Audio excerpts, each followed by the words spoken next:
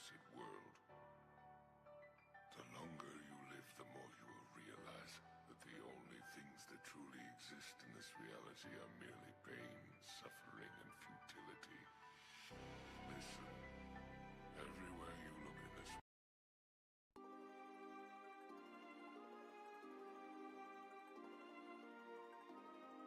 あなたはヒューゴのラジオを聞いています。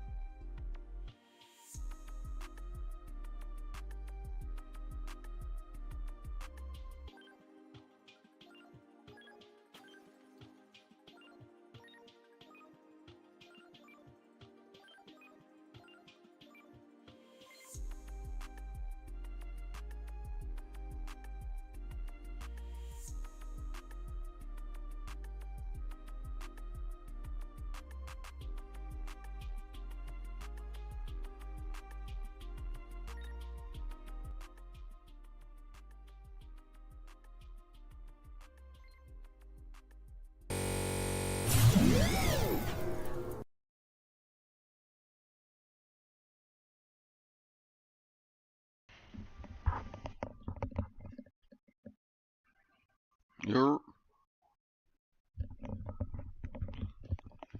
we live? Oh yeah, we live.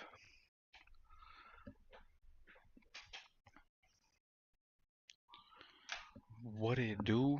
Let me go ahead and address. Y'all hear these barking ass dogs? It's about that time. We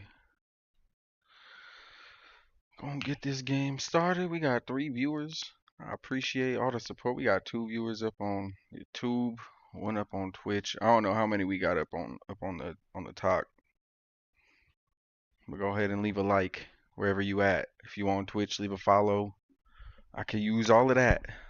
Support is free right now.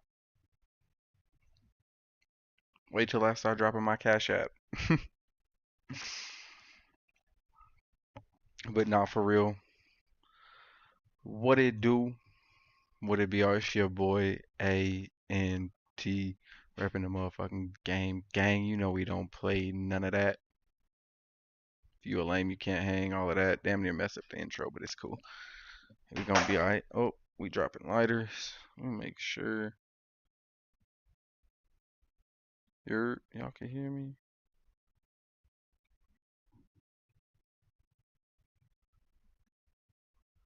Word. Oh, that's probably why. Hold on.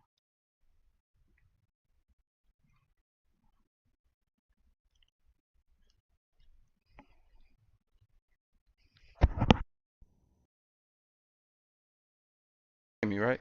Yeah, y'all can hear me.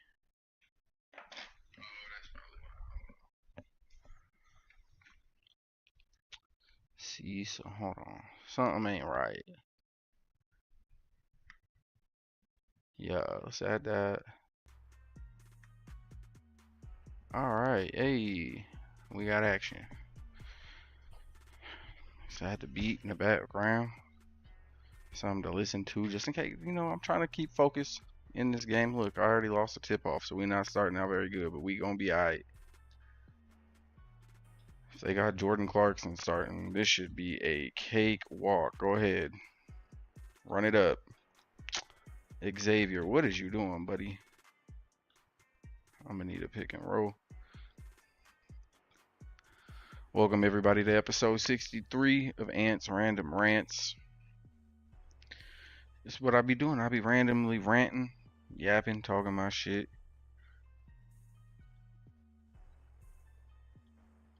Got a couple topics I wanted to talk about today. If y'all want to talk about something though, leave it in the chat.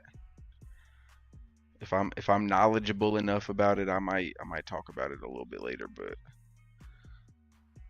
I just had to work whole grip of hours. Is prime week. This man Bezos had your boy working all kinds of crazy ass hours. It is what it is though. I've been keeping tabs and, watching podcasts and shit, watching the news, keeping up on X and all that, on what's going on.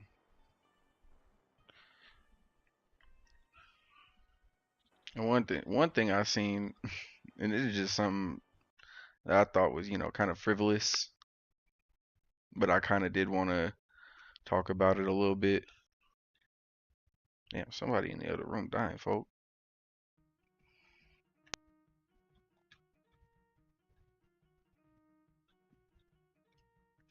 Oh, we got Wemby on Luka. Yeah, go ahead and take that. Oh, good steal.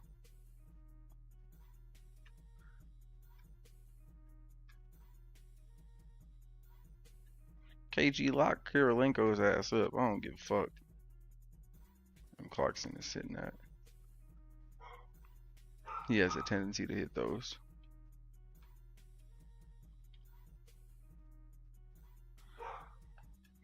Okay.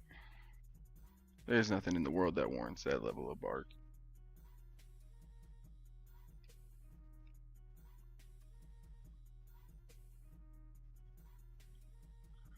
Oh, let's get it. Let's draw that foul up. Yeah, one thing I seen up on Twitter was Nicki Minaj. I don't know. I've been loosely following it. I'm not like a Nicki Minaj fan. I'm not really a SZA fan either. But I did see that Nicki Minaj was trying to go at SZA. And apparently she was trying to pick a beef with Cowboy Carter, aka the Beyonce. And listen, I know Nicki Minaj is a crash out herself, and her stands. Let me correct that. Her stands is crash outs on the internet, maybe in real life too. Who knows? But they crash outs on the internet. But I don't know if the Nicki Minaj standhood is bigger than the Beehive still. Shorty was about to win a CMT. If not, she did. And she had motherfuckers pissed.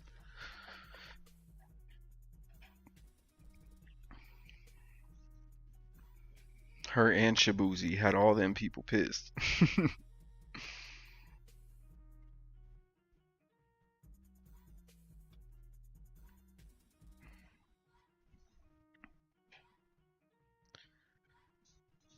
But Nicki tried to pick a fight with Beyonce, and then apparently Beyonce wasn't taking the bait. Neither was her fans. They was like, bro, this ain't even worth the effort. This ain't even worth the time, bro. You crashing out for nothing.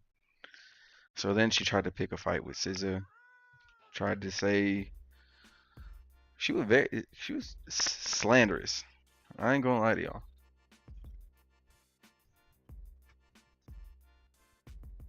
Fuck out of here.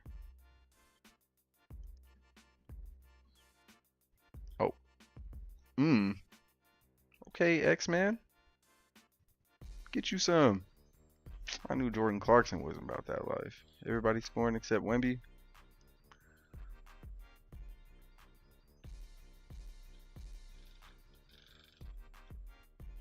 Nah, hell no.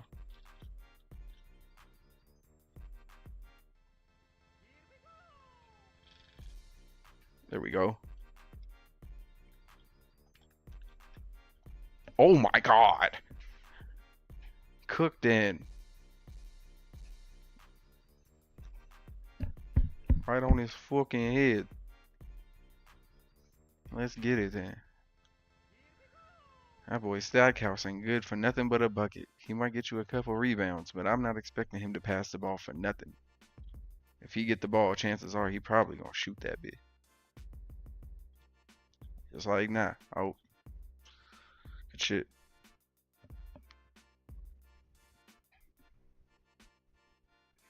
Yeah, Stackhouse having one of them games right now.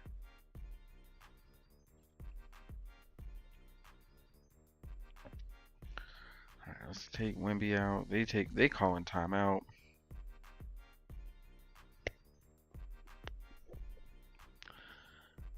All right, so we're gonna put in our bench for now. Let them get a little bit of burn for this first, and then bring in our starters right back in probably.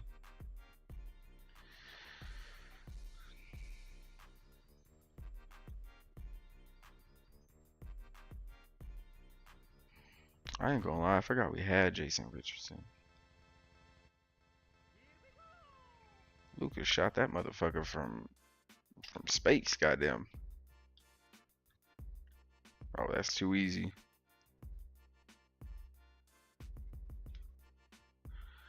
That's just too easy right there.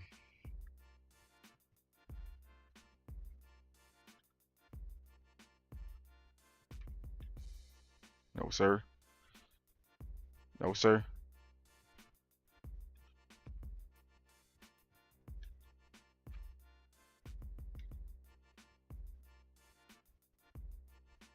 Ooh. Splakack from Jalen Suggs. Okay. He a real shooter. We're gonna bring our starters, like I said, right back in. Second they foul or we foul, they coming right back in. Hell no.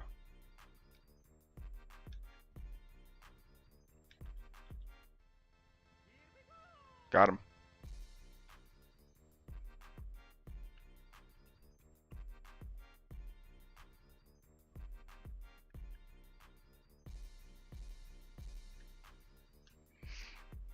All right. I called another timeout. Yeah, we cooking them now. They really done messed up. They done got some Gatorade on the bench. GP out here fouling though. It's not great.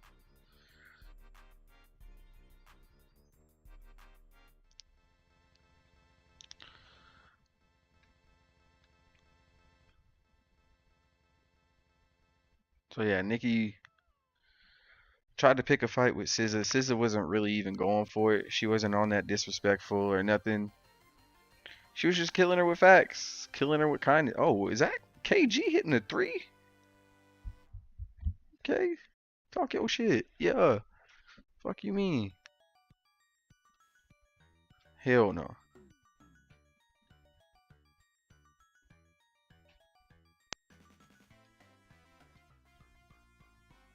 Got him.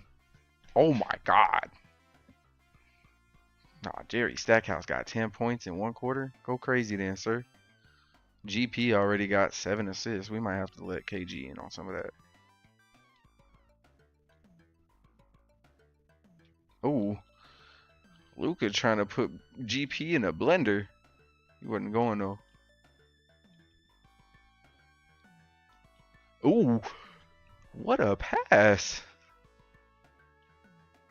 KG threading the needle like that? Okay. Nah, this really might go. Alright. We done only missed 3 shots.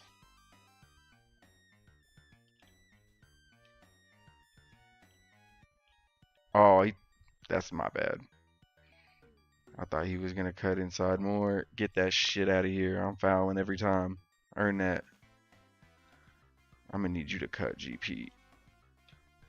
Oh, and that was going to be another assist on KG, but it's Gucci. It's Gucci.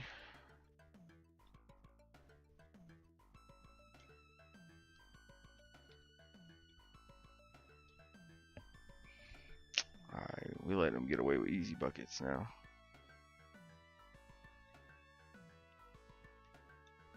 Right, we gonna keep Wemby out. Fuck it. And we letting KG shoot that motherfucker.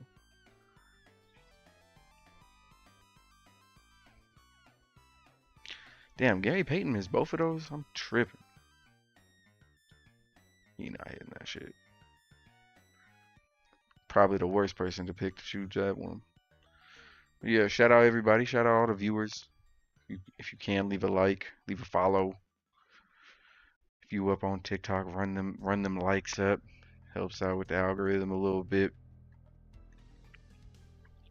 So yeah, Nikki crashing out on SZA, and it's just sad at this point, really. Like, this ain't the first, nor will it be the last drug-induced rant.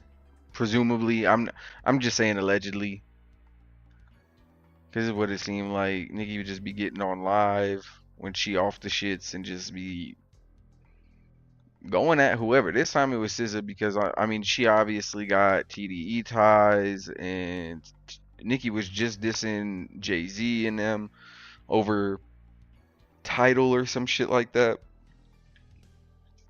I don't really know what was going on there. Oh my goodness. Nah, Stackhouse is lighting this shit up.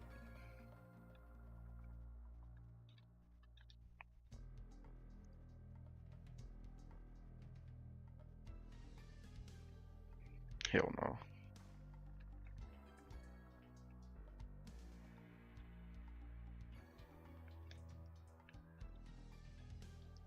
Oh, too easy. You hear them dogs barking? Woo, woo, woo. Tight shit.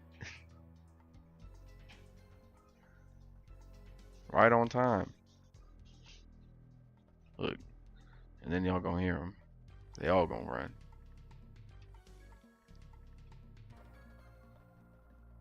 Who that? That's Manu. Alright. GP, I'm gonna need you to start cooking or something. He was gonna take the charge against GP. That's crazy. Yeah. Get that shit, Wemby. Oh, Wemby. I thought he was going all the way up with that. I'm not gonna lie to you. Hell no.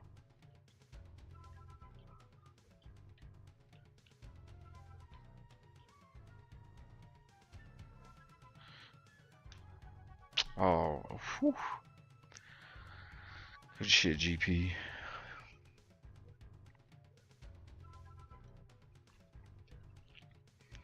And SZA probably one of the most unproblematic people in the industry. Like, I don't think she was really even dissing or even sneak dissing, really, like, during the whole Drake and Young Money thing. Like, I don't think she was, or the whole Kendrick versus Drake situation, and then that spilled over into like the whole Young Money, because I mean, Kendrick ruined that whole group, and this is what I don't understand. Like SZA was killing her with receipts. She's talking about SZA ain't got sold out shows, or she don't got hits, and none of that. SZA been running shit. Like, anybody who listens to music, I'm not an R&B fan like that, but I heard some SZA shit like, oh, okay, like this shit is ill. And like I said, I ain't no like R&B aficionado like that, but I fuck with some of SZA's music. Am I actively seeking it out? No, but I'm also not actively seeking out Nicki Minaj. It's not my bag. Oh my goodness. Stackhouse to Victor Wembanyama for the 3. Oh yeah, no, it's a foul, dog. I know back in the mid 2000s that shit would fly, but not now.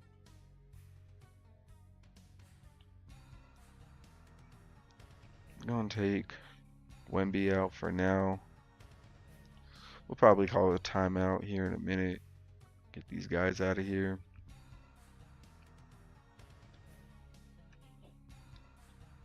Got him. Nah, GP is cold. GP is throwing them dimes to fucking Stackhouse.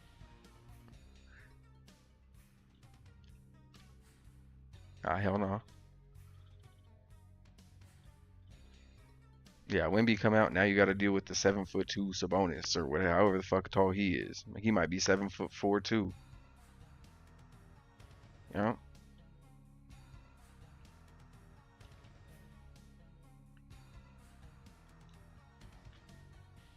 Oh, crit. I don't know why I wanted to call him Chris Paul, but KG, what are you doing, brother?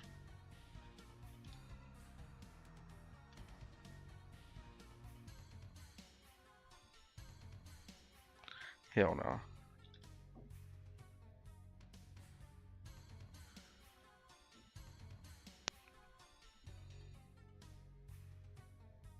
No, and yeah, like I said, Kendrick done ruined this whole group.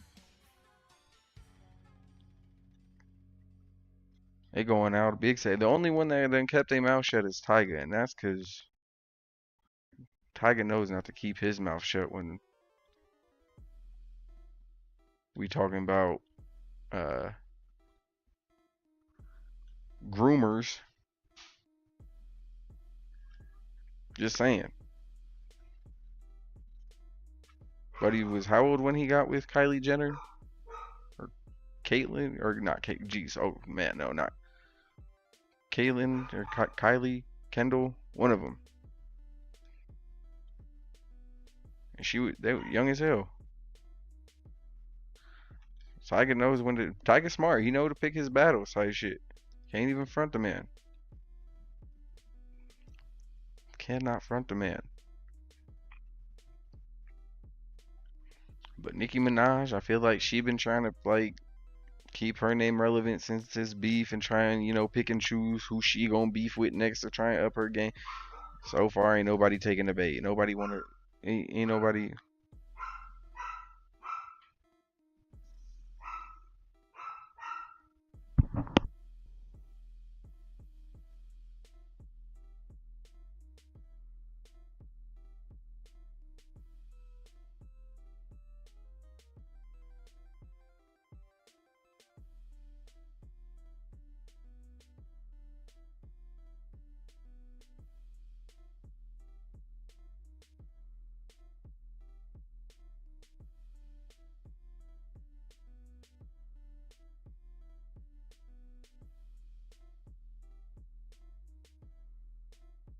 Somebody vacuuming the dog's going crazy. Tragic work.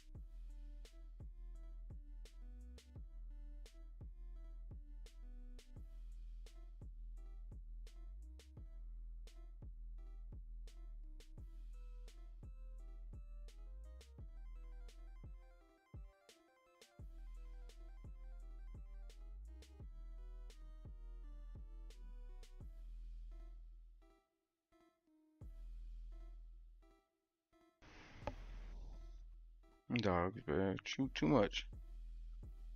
I play too much. No, I'm just playing, but not really though.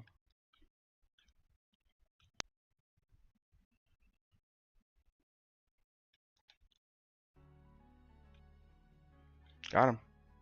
Oh, that's good defense.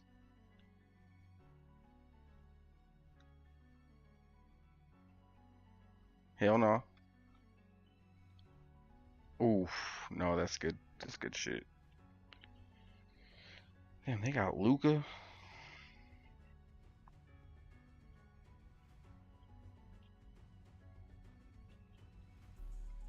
Oh, that's easy. Oh, where the fuck did he come from? Okay, that's crazy work.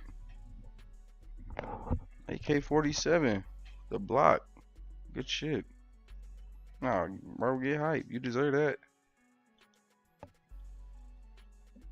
Ooh. Oh, that's a bad shot. I'm not gonna lie. Oh, shoot that. Ooh. Let's go. Them Sabonis boys ain't no joke. Off the dribble is crazy.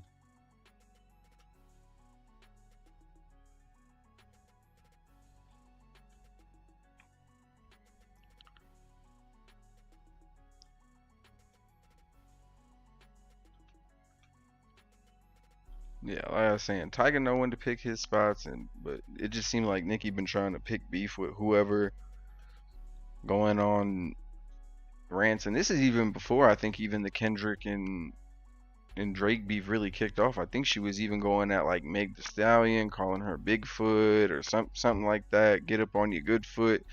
She dropped the worst, and I mean one of the worst diss tracks I have ever fucking heard in my entire life. Oh, but they getting fouls all day. What the fuck? DiVincenzo out here getting hacked on the switchy, and nobody got nothing to say, huh? Crazy, huh? Oh, he hit that.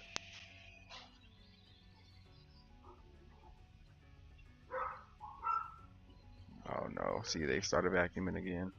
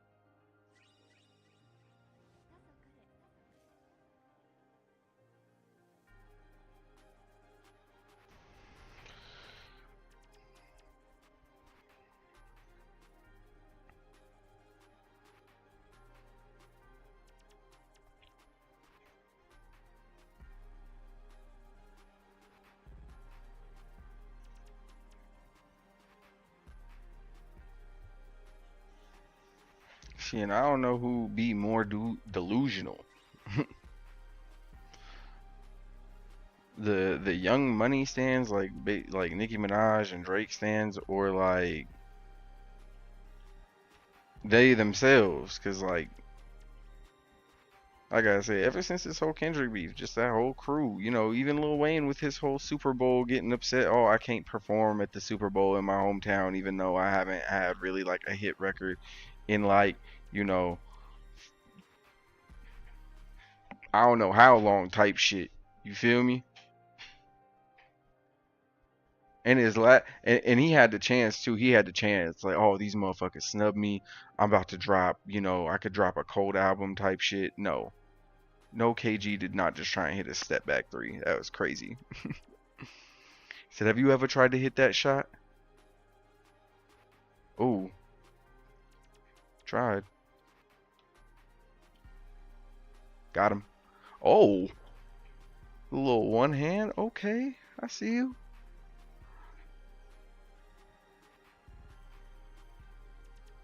Go crazy then. Oh, PG almost. Oh, he stole that motherfucker. Okay. Good shit.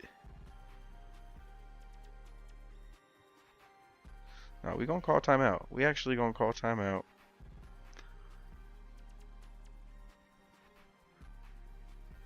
We gonna regroup a little bit.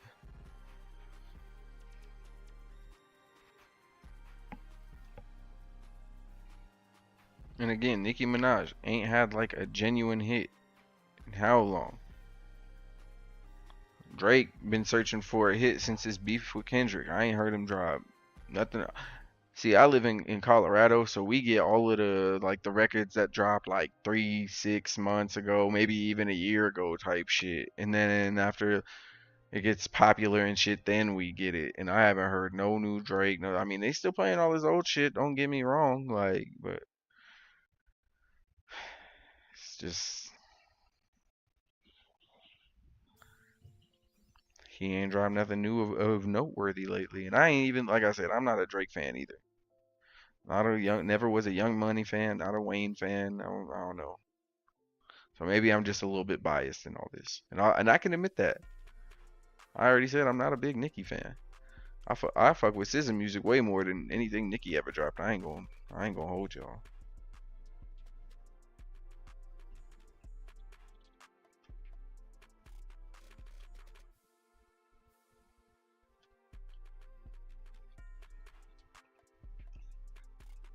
With her man, and I feel like Nicki can't even really talk about nobody or nothing, cause like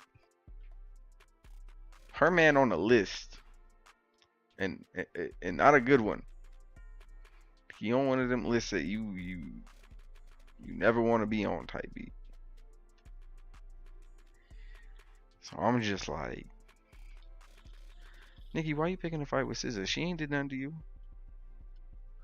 But then she got into it with somebody who was also like either SZA's homie or he was representing TDE in some form or fashion, and Nicki was full on in Crashout mode. I ain't gonna lie, she started off going crazy. But again, it was obviously on some like drug induced, like the way she was going at SZA really didn't make any sense. She was body shaming her, calling her ugly and this and that. And it's just like talking about she had plastic surgery, and I'm just like, Nicki, you taken out of the playbook that be used against you. We done heard all of this. Remy Ma told you all of this already. And now you trying to flip the script and use that on SZA, and she ain't even really did nothing to you. Nicki, you got real life ops out here. Get back from Remy Ma. Some people think she really won that. I can't agree. I didn't hear a song better than Sheether. Sorry.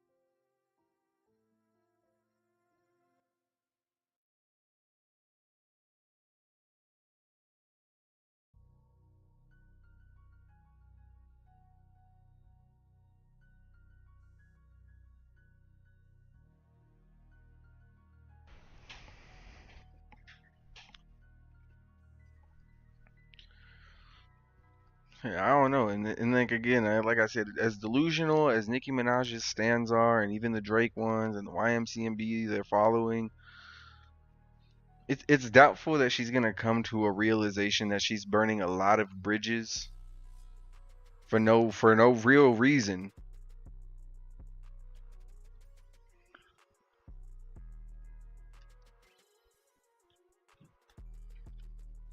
Oh, get that shit, put that shit back up, KG.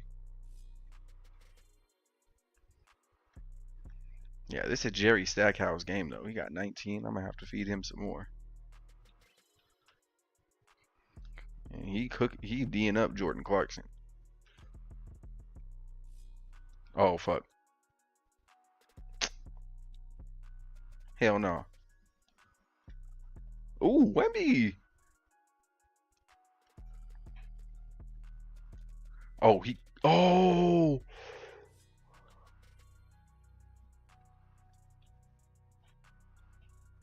Oh, that's That's on me. I'm trying to force it. And KG had it. KG had the clear shot. I'm trying to force that triple double. I ain't gonna lie. Oh, got him.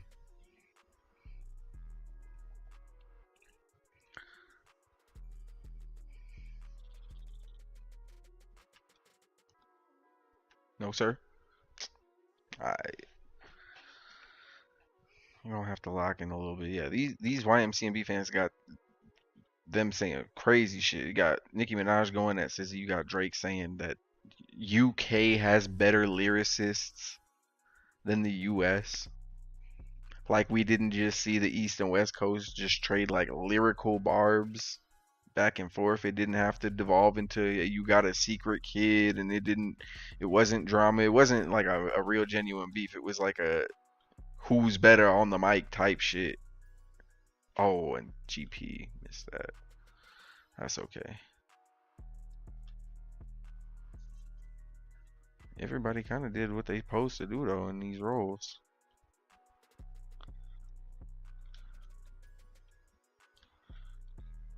Ooh, feed the young fella then.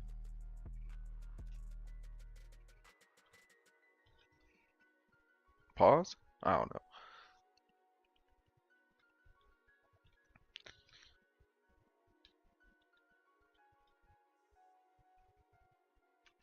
But yeah, no, SZA is slow cooking Nicki right now. Just with facts, pure facts and receipts, nothing disrespectful, not body shaming her, not saying she look ugly or none of that. She's killing her with facts. Even pulled up the receipts that Nicki wanted to do a feature with her and this and that. Even though Nicki said that she wasn't relevant, she didn't know who she was and this and that, but she trying to beef with her. Just very contradictory statements, just like the whole Drake thing. Whenever when Drake was beefing with Kendrick, a lot of contradictions on his behalf, and then it's the whole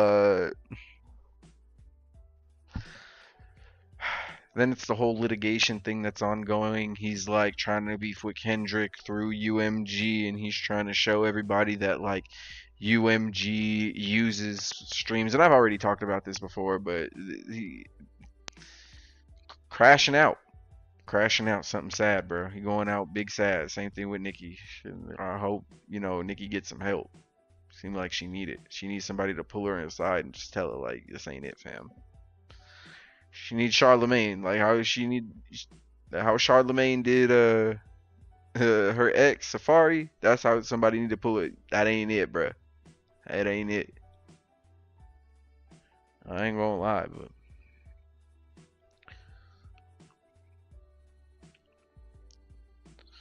in other news though, got some WNBA news. So there was a little bit of drama. The WNBA, we got RG3, who listen, when I said Caitlyn and Angel Reese was gonna had comparisons and parallels to how they were treating Bird and Magic, I didn't think it was gonna get like this, bro.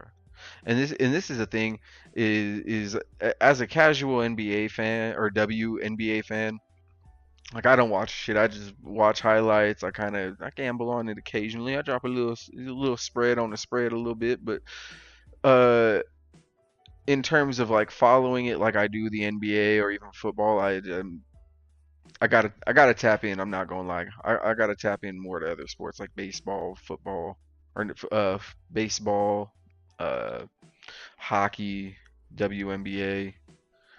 WNBA is technically basketball, so yes, basketball, women's basketball, and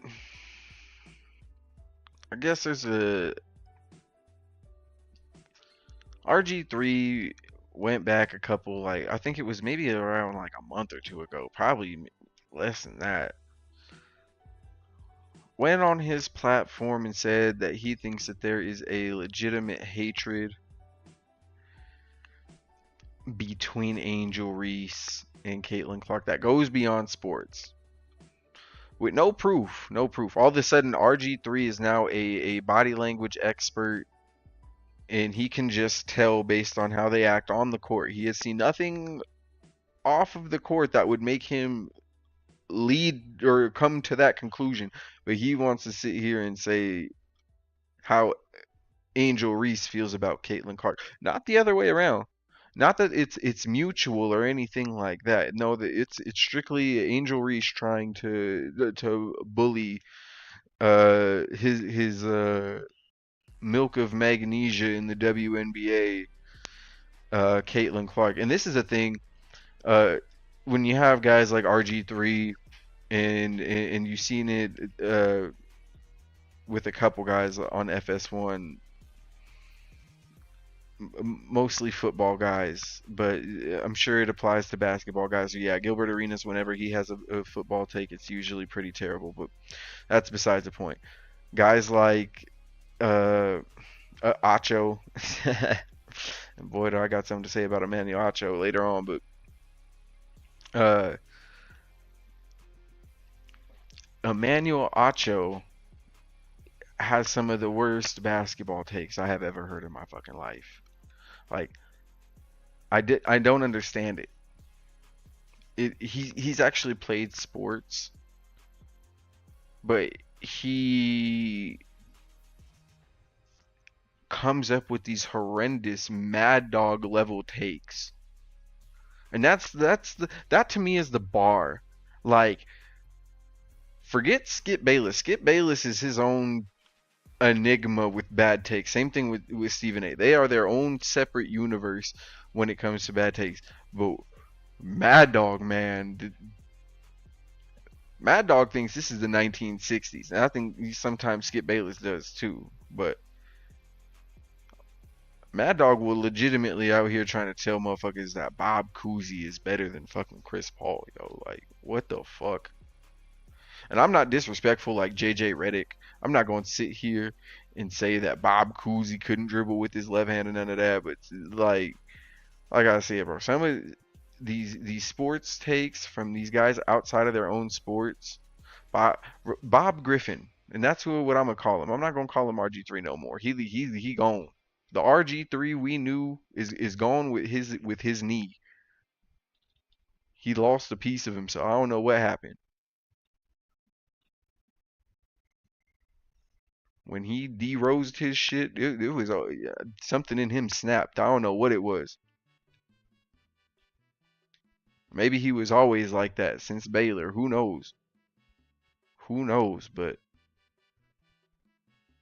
Buddy has just been on a tear of, and it and it's been mostly again like he tried to say that Angel Reese had some kind of hatred against Caitlin Clark despite no evidence, and uh, Ryan Clark had to come out and essentially check him and say, "Bro,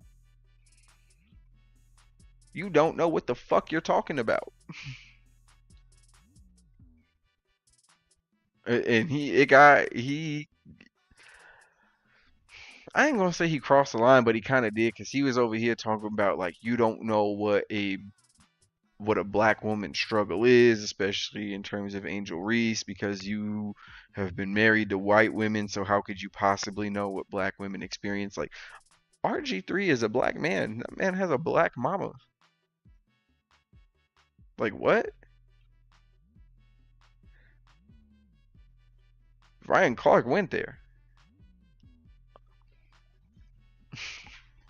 Was not playing with that shit at all. Went from 0 to 100. It went from Angel Reese to Robert Griffin's personal preferences real quick.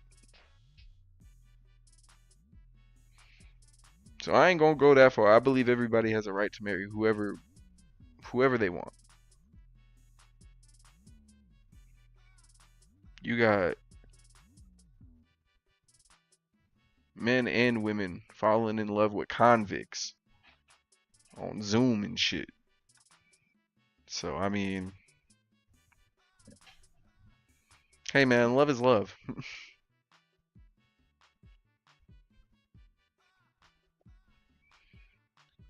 Oh, let's go GP. Easy work. Pro touch layup. We killing these dudes right now. It's not even. Ain't no competition.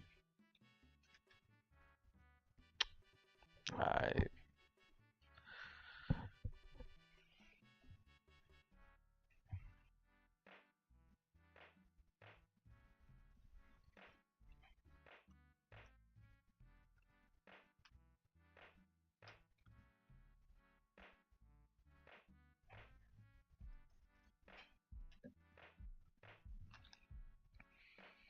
I'm not hating on RG3 for who he married or none of that, but it's just like you got your wife in the background. Why are you over here making these claims, bro? Like, and you putting her all in a public space. Ryan Clark called him out for always making comments about Milk. Had RG3 doubling back, deleting tweets about Milk, folk. Like that's how, bruh. The shit got nasty, bruh. The shit got nasty. And he didn't learn his lesson. That's the thing, though. Somebody called you on your bullshit. You had to tweet and delete. You had to look through your archive. You had to go through your thing, take out any references of Milk, folk.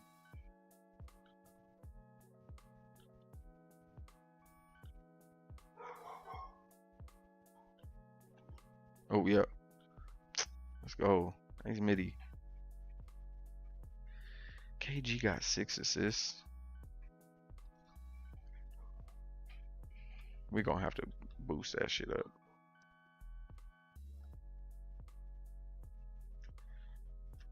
Oh no. That was nice. Nice shot. Unfortunately for y'all though, it's over. Oop. And I oop.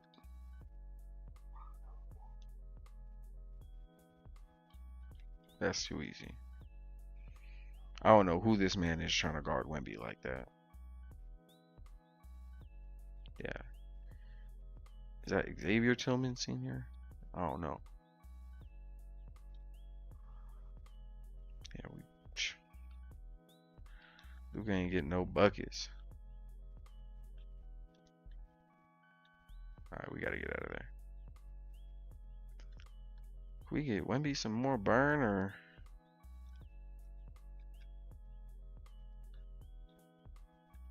Ooh. And the and one. Okay. Let's get it. Wemby. Getting him a dub. A little dub ski. Let's get it.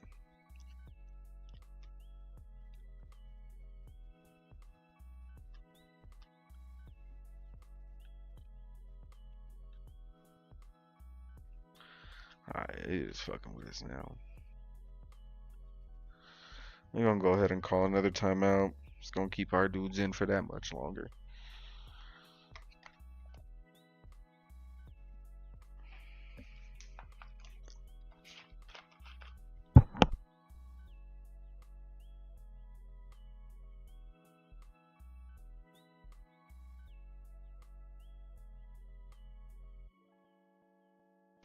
But like I was saying, RG3 didn't learn his lesson the first time. So I don't know how many times he got to learn, but apparently now, I hope he learned now.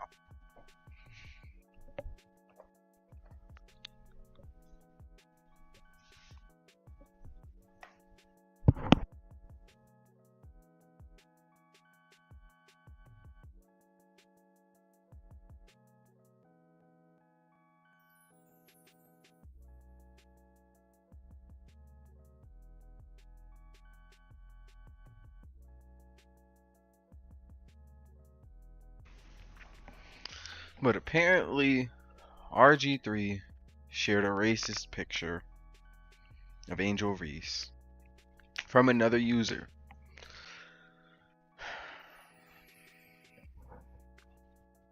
Did the picture have a lot of attention?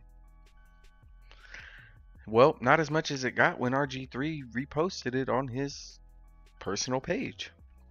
On his platform, if you will. Oh. Oh, KG got that 7 though. That's all that really matters. That's all that really matters.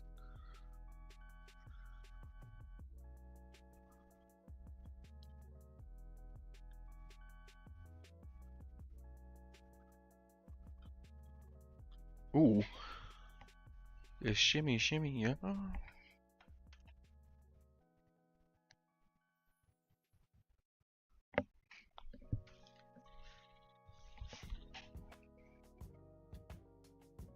Hell no. Strip that. Let's go, GP. Oh, that's on me. That's a poor shot. I should have just hit Xavier with that. Alright, come on, Wemby.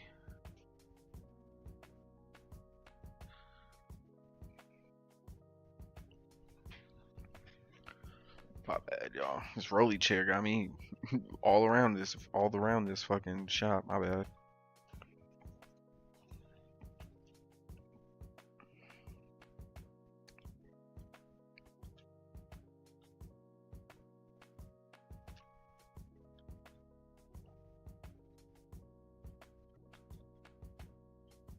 Bro, ain't no way he getting that all. I was about to say.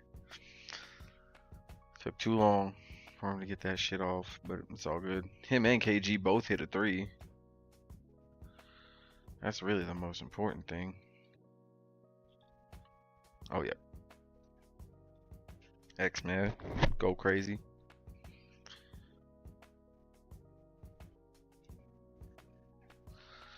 Yeah, it's an easy game. Just gonna run this clock out. Call one more timeout. Maybe 2. Can't take them with you. Yeah, might as well. We got this game in the bag. I don't see us giving up this lead.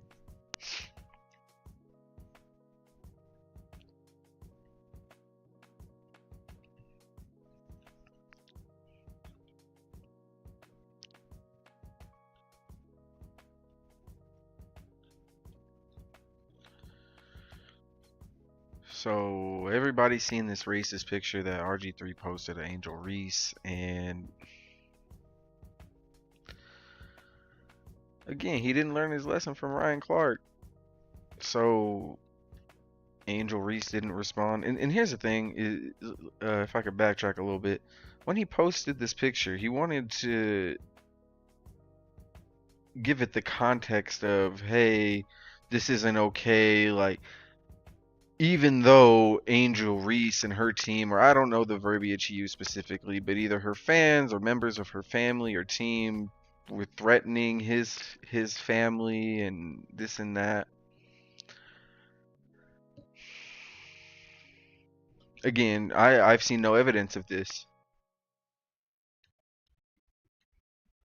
KG, if you don't fucking cut. Yeah, bully that man.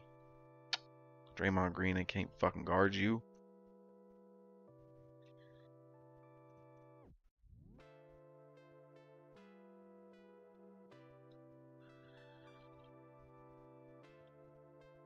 Okay. Can we maybe get KG like one more assist to stack? Yep. Oh, that's on me. Just sliced it, you know. And we committing dumb fouls, bro. Like stopping the clock and shit. For what? For what, brother? Yeah, so he did it under the guise. He shares this picture under the guise of, oh yeah, I'm being attacked by Angel Reese, and even though she's attacking my family, it's not okay. And we see right through it. Everybody sees right through it, bro. They're like, bro, you could have said that. You could have shared screenshots of her friends or whatever attacking you online or your family and threatening them. But you went out and shared this racist picture, bro, like, and you just thought that was gonna be cool, like, and so you tried to play under the guise of this ain't okay, and then at the same time try to play the victim at the same, like, that shit is. That shit's crazy.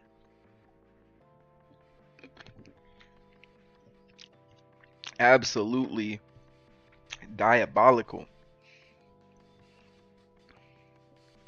Sound like he might have been picking up tips from his wife. I ain't gonna lie though.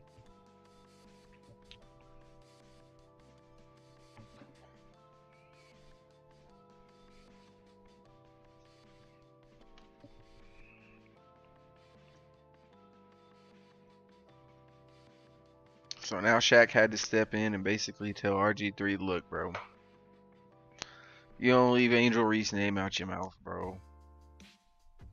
I'm gonna have to punch you in your face, brother. These are Shaq's words, not mine. And I know RG3 saw it. I'm just, I ain't even getting views like that. Shout out both of the viewers on Twitch and the Tube, though. Leave a like. Subscribe if you new. And I be on the TikTok. Like this video up on TikTok. I don't know how many views to likes and all of that I got. Let me look. I ain't got 0 likes, but I do got 58 views. That's great. That's great. I'm not tripping. I'm gonna go ahead and play this back to back. Excuse me.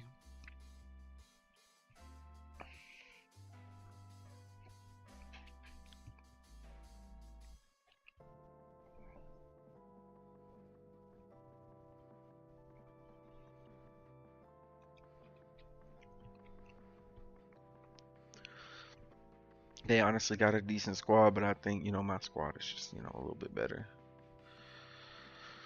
We're gonna rock the classics. Actually, I don't know about that.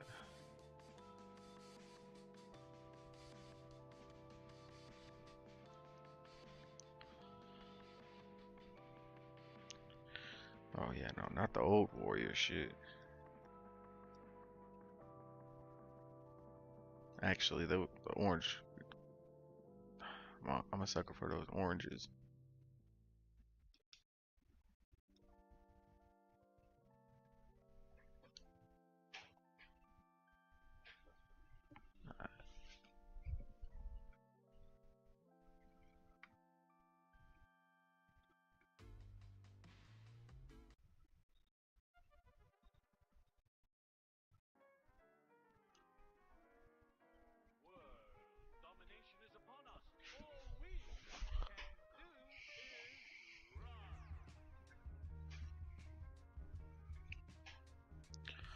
It's been about an hour. Yo, what up, Vic? Shout out, Vic. Yeah. I don't know how to pronounce that last name. I'm not even gonna butcher your shit online. But what up, Vic? Appreciate the follow and the like. I appreciate the like. I'm not gonna lie to you. All the support is much appreciated.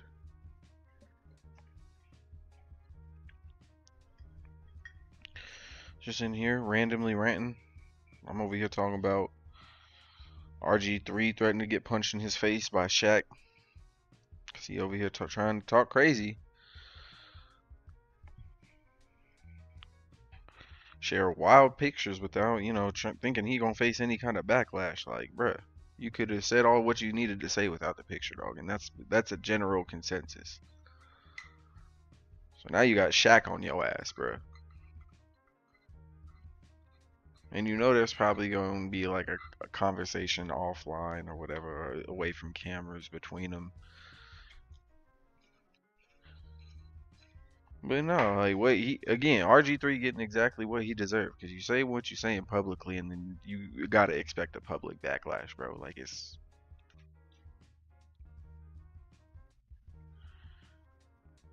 skirt. Oh, wait. Oh, so they got LaMelo. Oh, stop. Oh wow, that's on me. I should know KG can't swing the rock like that.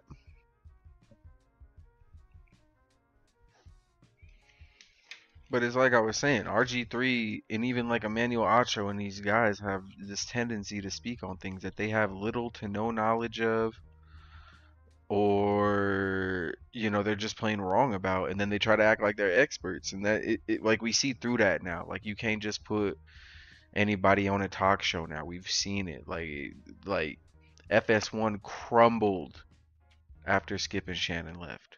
Crumbled. They just let Acho and Joy Taylor go. Joy Taylor did all that. Joy Taylor did all that. Allegedly. Allegedly. I think they still undergoing litigation, but all those accusations and shit, bruh, all that alleged grimy shit that she was doing behind the scenes, and all that, and she got let go along with her cohort. And I don't know if they was boyfriend girlfriend, because she was also sleeping with another exec, so I don't know if he knew that until like the info dropped and none of that. I mean, I'm sure it was a very awkward. Yeah, FS1 been on the downward spiral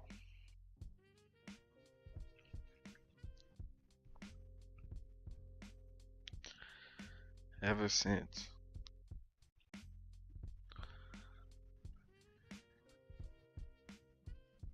Skip couldn't find the magic, with anybody else besides Shannon. They tried to bring in, Michael Irvin, who was just clearly like, these old sports guys, like, bring in guys who are still knowledgeable about the sport, or sports at least. Like, you're bringing in guys who are just names, who don't really know what's going on or anything. That's a big thing that's going on in NBA media right now. Shaq and them. Stephen A. just got caught playing solitaire during the finals. Shaq has often admitted that he don't watch some of these new guys. Like, he was asking what uh position does Şengün play? Is he a small forward or some shit like that? Like, bro, isn't it obvious? Oh yeah, KG's kidding that. Come on now. It's not even a question.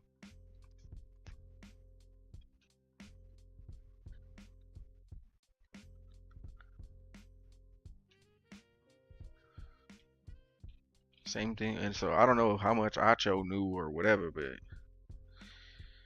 he was trying to sleep his way to the top too. It sound like by proxy type shit.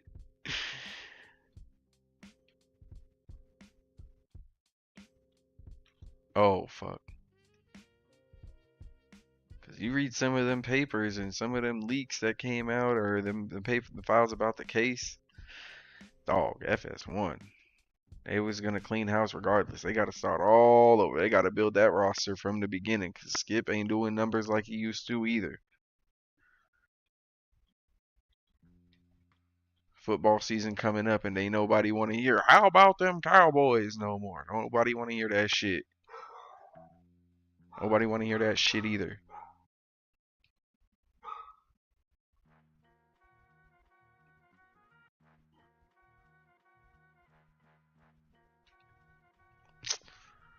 What kind of fucking...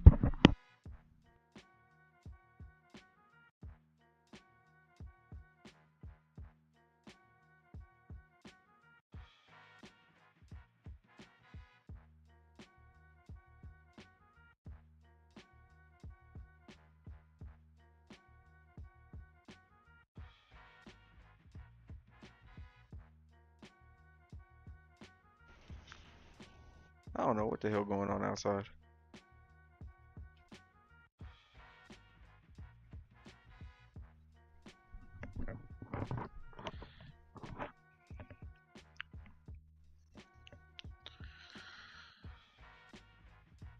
Yeah, RG3 falling off harder than FS1. Just to tie that all together.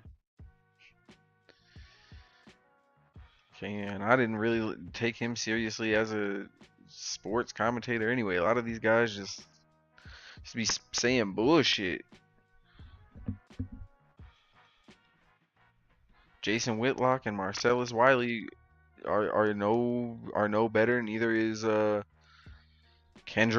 Big Perk. Kendrick Perkins has some wild fucking takes sometimes. And it's not to say that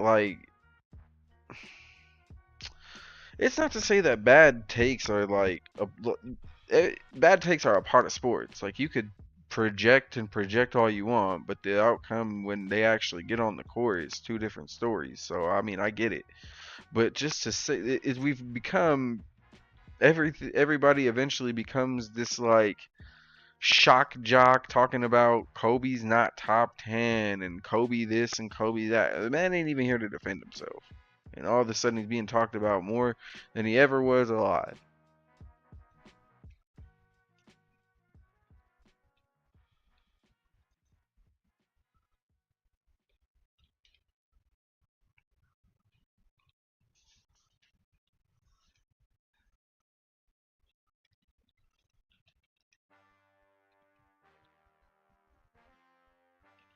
Well, where's KG at?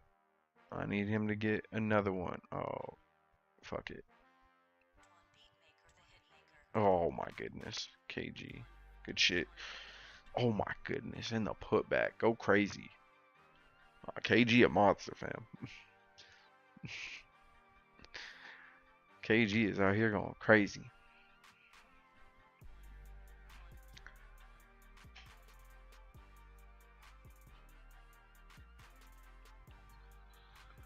And another thing that I really kind of like wanted to was trying to talk about was, like I said, when I made the comparisons to Caitlin Clark and Angel Reese, I didn't think it was gonna get like this, bro. If this is if this is just a fraction of some of the racism and shit that Magic and Bird had to deal with, not Bird necessarily, but Magic for sure, and then Bird having to kind of like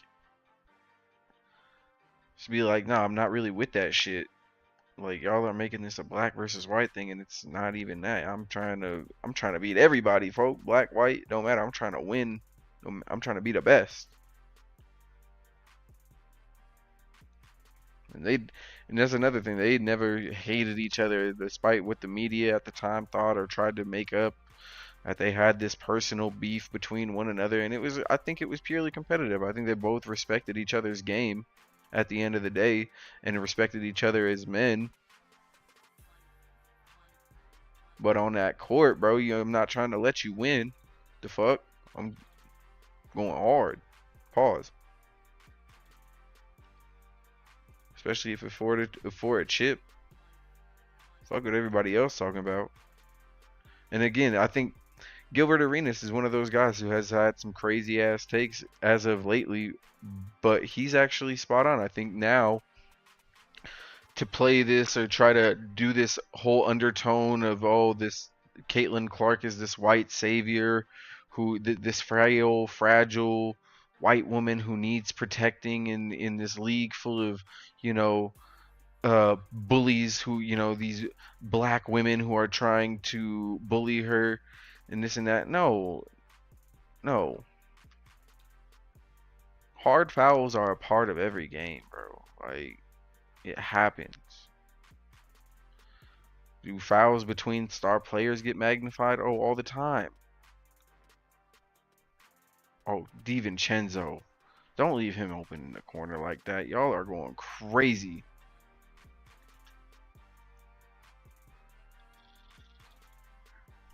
Yeah, no, we cooking right now. We straight cooking.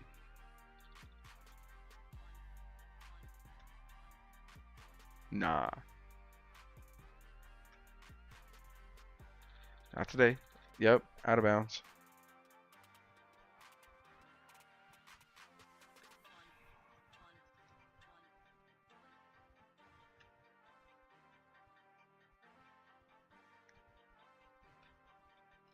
Oh, got him. Oh, I should have hit Demotis. I should have hit the sun. I'm like, Wayne Embry, can he even shoot like that? Alright, let's get it with the pick and fade.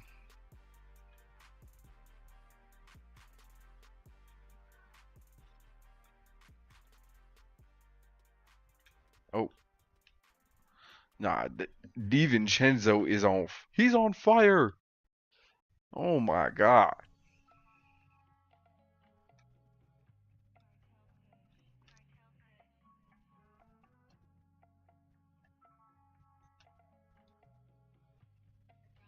No sir. Hell no.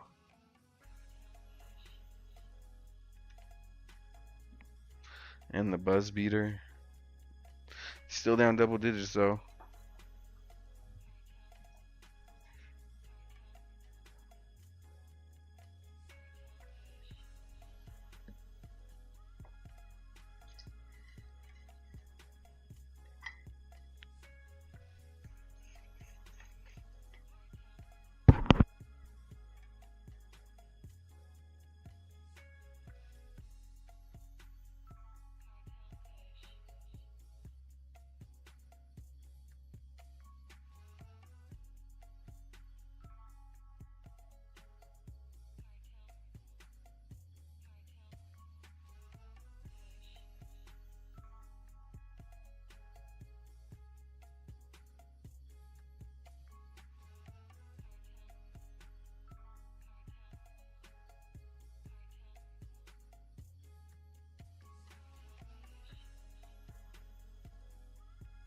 Okay.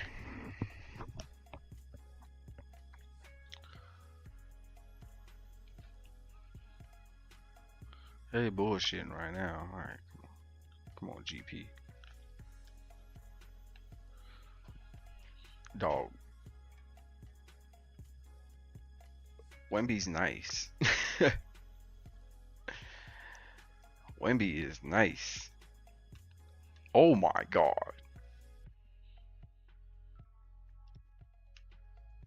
Oh, what a block. I don't know why he slowed down though.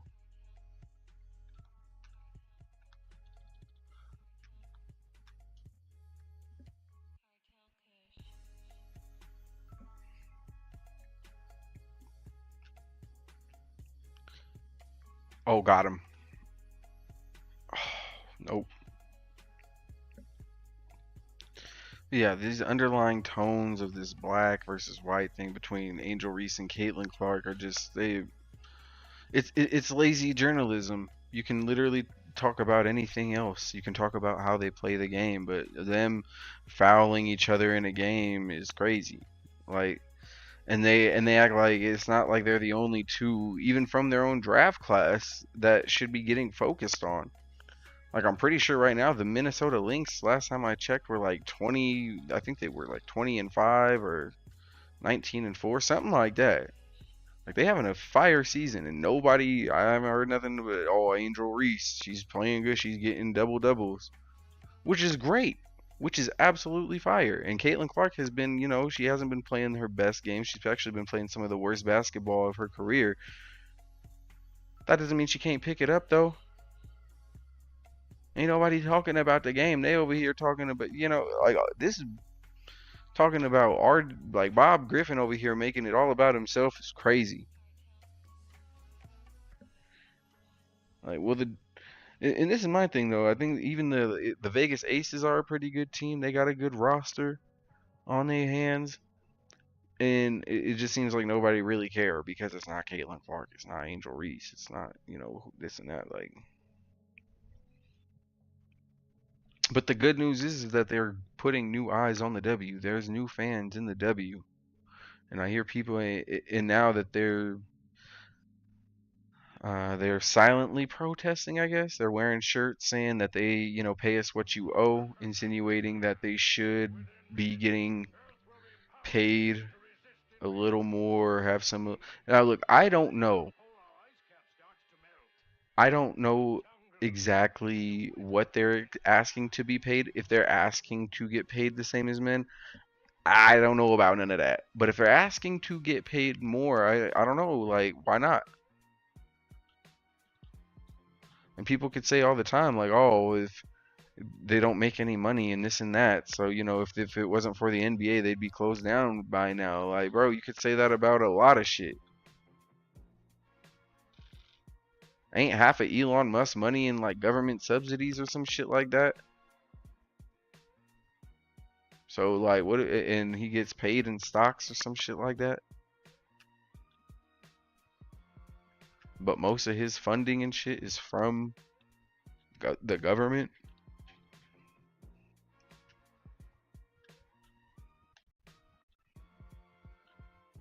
Tesla's been facing massive backlash, getting their shit burned up, tight beat. I don't think their stock is like crashing or doing nothing crazy like that, but oh, got him.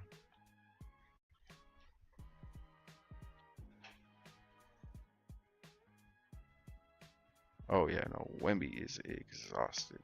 I'm gonna have to call timeout like ASAP.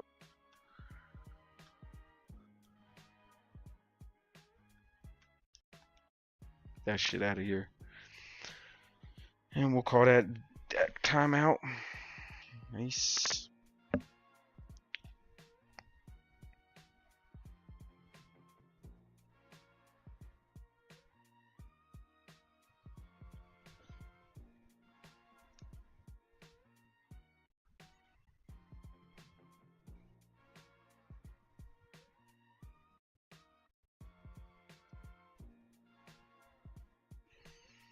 But to continue on, to move away from the old Caitlin Clark and Angel Reese shit, because I think it's fucking ridiculous, and RG3 should be ashamed of himself. And do WNBA players deserve to get paid a little bit more? Sure, maybe not like NBA players, but that's why you have a CBA. That's why you have a collective bargaining agreement. That's why you have a union. Despite the misconceptions that people think it's communist bullshit. No, actually, if you look at all the successful sports teams and you wonder why are these players getting paid millions of dollars for playing a game? Because they were smart enough to fucking unionize.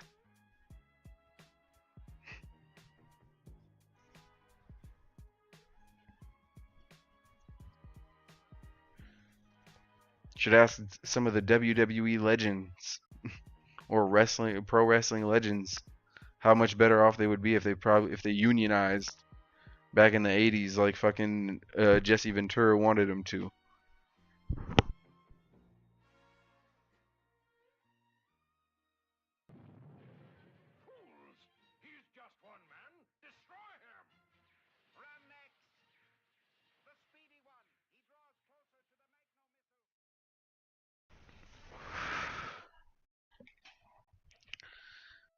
If the UFC fighters unionized,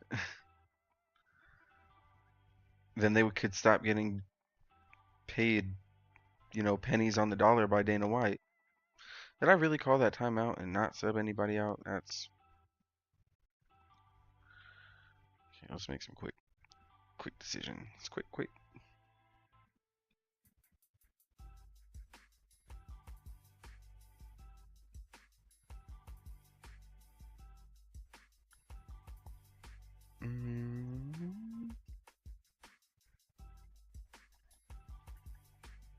Oh my god. Okay, cool. He took effect. I thought it didn't save. I thought I hit no on accident.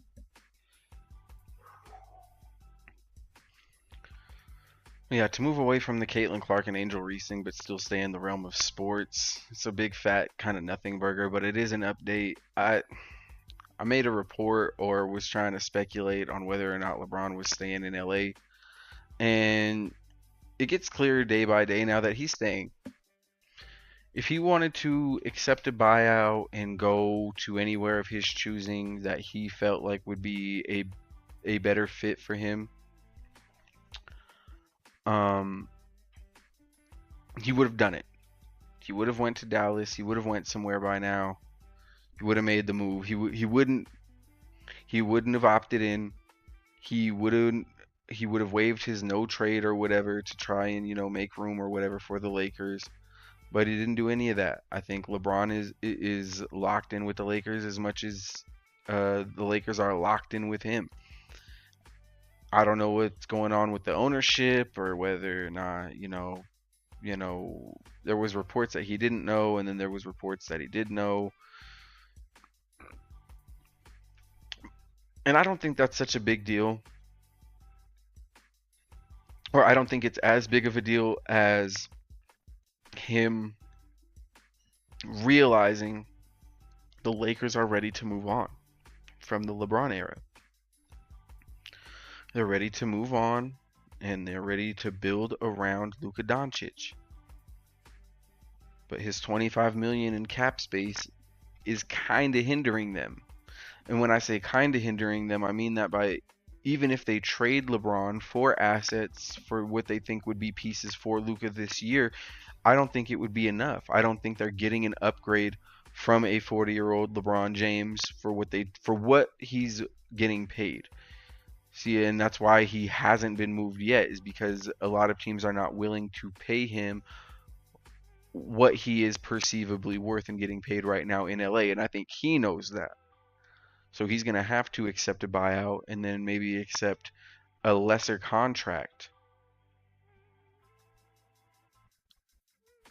if he wants to definitively compete for a ring or finish a storybook ending in Cleveland, which I mean Cleveland is set to win, but if they trade right now for LeBron, they have to give up some of those pieces that they got to the playoffs last year with. I was going to say the Eastern Conference Finals, but they didn't even make it that far. It was a big disappointment. There's been rumors of whether or not they're going to move on from Jared Allen or Darius Garland, if he's on the table or not. Who knows? Who knows, really? I don't see either of those moves happening, to be honest. Because, like I said, we would have heard something by now. We would have seen or heard LeBron waive his no trade. We would have seen a cryptic tweet. I think the Lakers are locked in on LeBron for this season. They're going to, if it's his last season, to be truthful with you, I don't think that this is his best opportunity to win a championship. And I don't think that the Lakers are a championship contending team. I think it's a question of whether or not they're even a playoff contending team. There's breaking news and there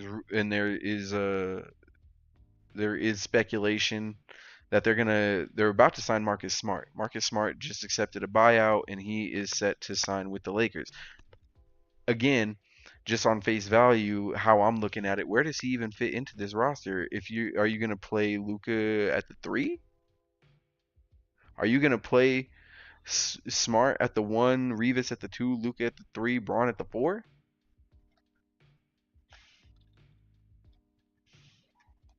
And then Ayton at the 5? Where does Marcus Smart fit into that roster if he signs with them? Is he coming off the bench as like a defensive guy who can give them defense coming off the bench? I think he's a better option than Dalton Connect for sure, but I mean, he's accepting a buyout and he's going to play for a minimum. So I mean, maybe he's willing to come off the bench to go play with LeBron and Luka and maybe compete for a chance to win. He drastically improves that bench and that roster. I don't hate the move. I'm just wondering again, is if he starts, where does he fit into that starting lineup?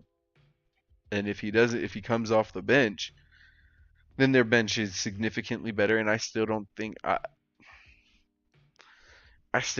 they're like that. That moves the needle enough for me, especially with how these other teams have been moving. OKC, you still got to beat them. Rockets, you still got to beat them.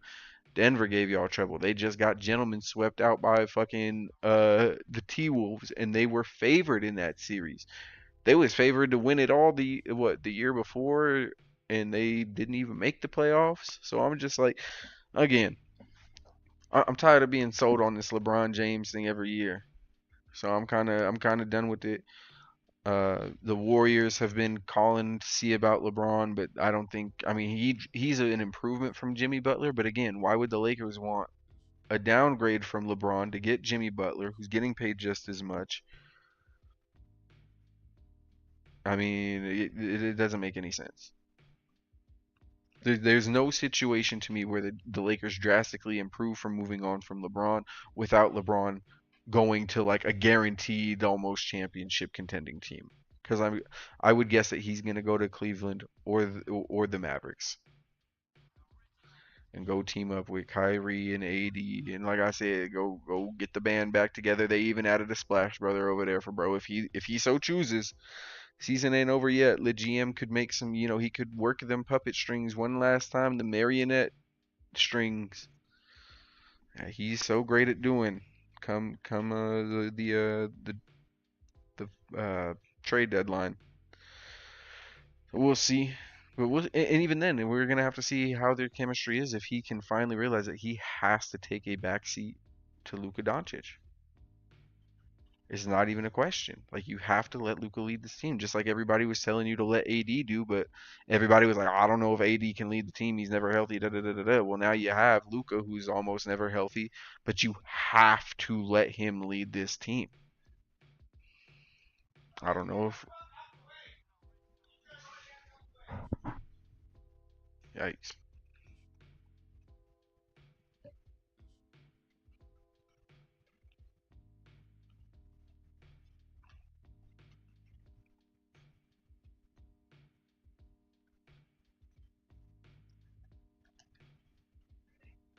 Oh, DiVincenzo. Oh, thought he was splacking another one. It's Gucci though. I'll let him play for like this right here. Boom. And we'll call timeout. Bring in our starters.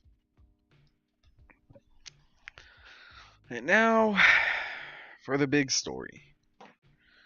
The biggest story in America, possibly the world right now, y'all. Possibly the world. According to the Wall Street Journal, there is a letter written from Donald Trump to Jeffrey Epstein celebrating his 50th birthday in 2003. This revelation comes after. Let me get my notebook here. Let me get my notebook out for this one. This revelation comes after Trump tried to dismissively answer a reporter asking for an update on the Epstein case and the release of the list of clients that his cabinet members have said that they've had for months, but they haven't released it yet. So they was just asking, "Hey fam, what's up with that? Y'all gonna drop that shit or what?" He was like, y'all still asking about bro for?" I thought we dropped that. I thought it was done with. We won. Like I thought y'all was just gonna quit asking about that. I didn't think that y'all really cared that much, to be honest with you. Why didn't you just say so? I'll have Pam Bondi pull that shit up right now. And that was about 2, 3 days ago. I don't think we've heard anything yet. And that now there is conflicting reports within the Republican Party about whether or not the client list exists at all. I'm pretty sure even Cash Patel. I'm almost positive. I could be wrong. I think even Cash Patel said he had them, and he was reviewing them to release them. And the thing about it, I'm just paraphrasing the Wall Street Journal. The Wall Street Journal, I would highly recommend going to read the full article. But if they have like a paywall, then I don't know. Y'all gotta figure that out. I'm not going, you know, advocate, publicly for getting free information. Just saying. But yeah, there's people, Cash Patel said he had it. Pam Bondi said she had it. The Justice Department said that they've had the client list. Now this is the Epstein client list, and who he was dealing with and may or may not have had dirt on, um, doing horrific things to underage girls. I'm trying to be as a terms of service friendly as possible, but this is tough. Yeah,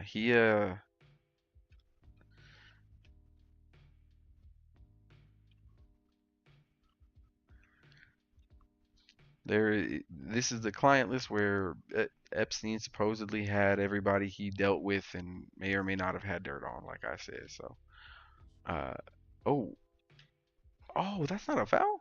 That's crazy work, but I.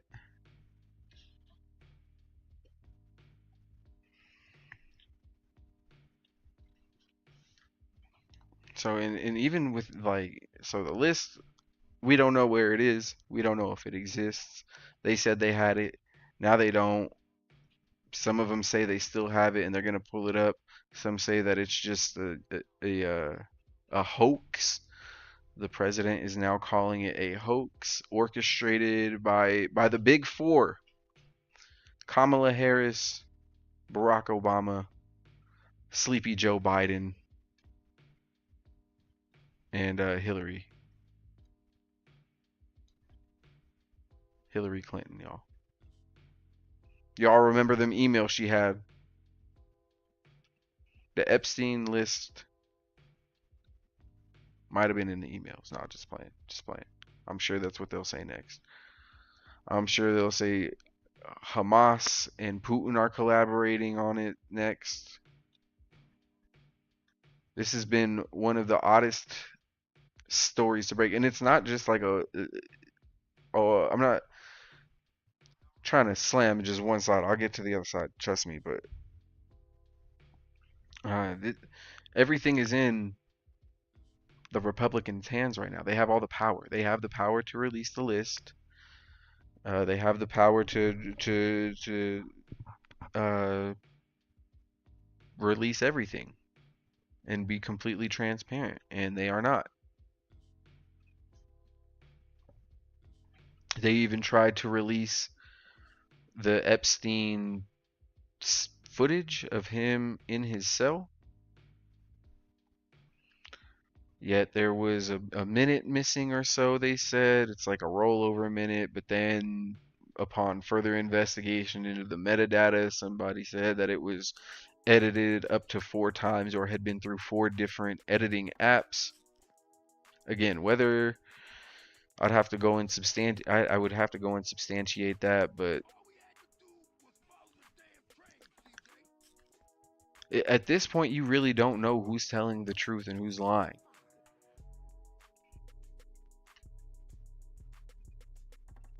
And again, like the die-hard Trump supporters are trying their hardest to deflect because that's, you know, that's their MO. But they actually kind of got one here. I'm not even, sometimes it's unfounded, but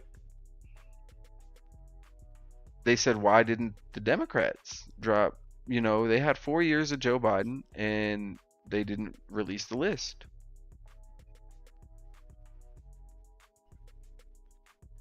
Is that and even if you go back a little further and then just to play, you know, the reverse Uno card back again, Jeffrey Epstein died when Trump was president. Like, he could have right then and there just been like, yeah, all right, yep. He could have been completely transparent from the jump, but I understand, like, with a case as sensitive as that, there was probably a lot of red tape. But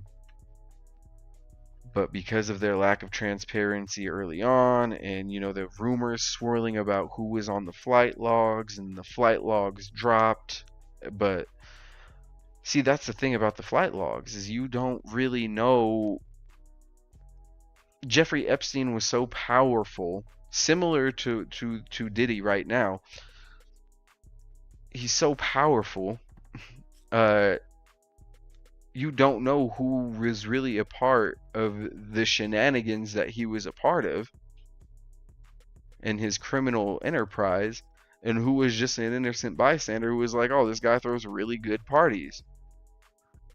But after 11 o'clock, you know, shit get kind of crazy, you know, but who knows? You can't just... Guilty by association is not due process, unfortunately, and I don't know if, you know, we're in an era where due process is even a thing anymore.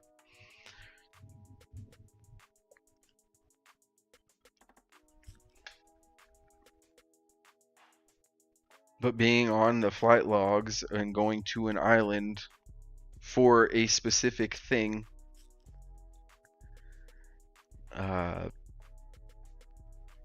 yeah, pretty sketchy. Especially when it's a bipartisan thing. It's not one party's name on it, this and that. But I mean, we know why. Like, if and to not play the reverse Uno card, just to take accountability. If the Democrats if any political party does that, the Democrats should have released the list when they were in power. That should have been, they should have been more transparent. That's one of the biggest cases, especially because it implicates a lot of powerful people, or it could, similar to this whole Diddy trial that we just saw.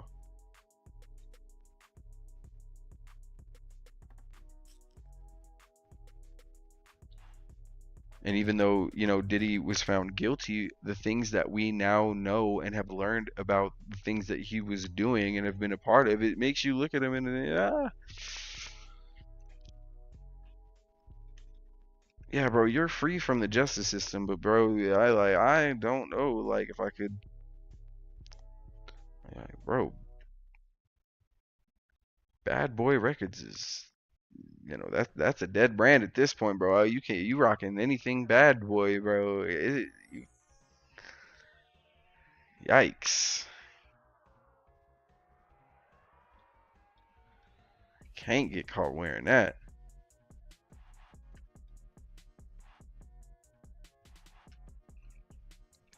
Can't listen. I mean, if you're one of those people that could separate the art from the artist, then sure, I mean. Oh, to his son. Oh my goodness. Yeah, we are splashing shit. Oh, we got a foul. We got a foul and call timeout. And I know they're in the bonus, but I don't care.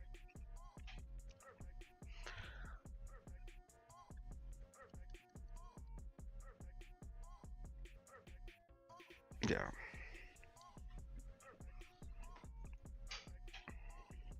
Perfect.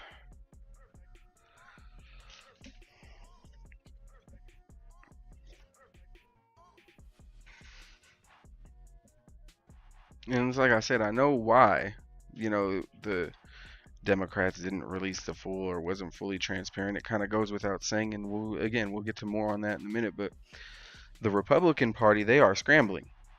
I feel like they're panicking, and it's divided people within the own party about whether or not Trump is really telling the truth. Now they're starting to finally realize, hey, maybe this guy isn't here to drain the swamp. Maybe absolute power does corrupt absolutely.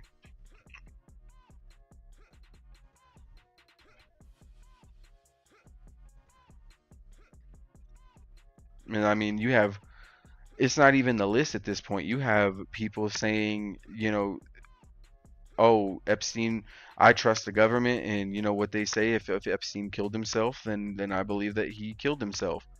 Then you have people that are saying, well, I don't know about that. Can you really trust what the government is saying right now? I mean, ever, but really now more than ever.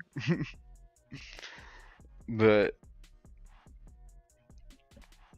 and like I said, I mean, he's saying it was created by the Big Four, and I don't even know why he bringing up Joe Biden's name anymore. I don't see, saying Joe Biden is unfit, and it's like I've been saying he's unfit to be president because he's mentally unwell, which I would probably agree with.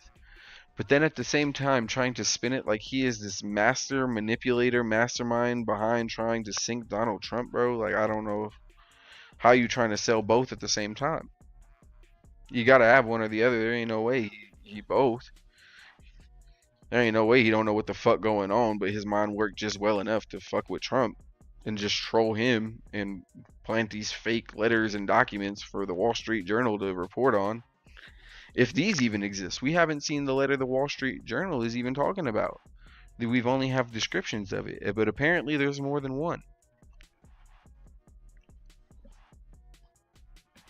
But again, it's like I said, I don't understand why the Democrats, if they are behind this, why would they put Bill Clinton, a former Democratic president, they put his name in the flight log? Was that just like a red herring? Like, so I don't understand.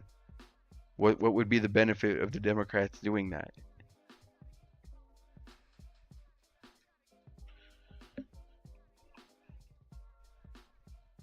And let me, before I go any further into this story, let me just point out that, and why I kept kind of referencing the Diddy trial, is because Trump has this thing about not really wanting to like slander people who are accused of serious crimes, such as the ones that Jeffrey Epstein and uh, Diddy have been accused of. And yet,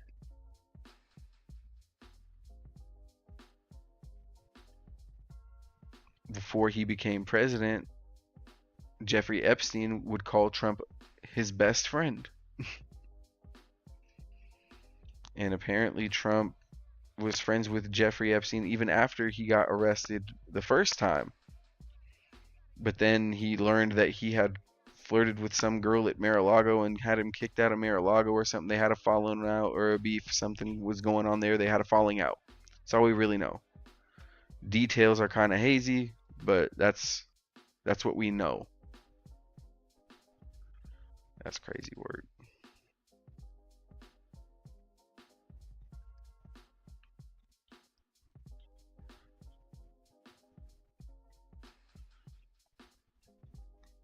And this for this beat to come on during this topic is I just got this shit on shuffle, I promise y'all.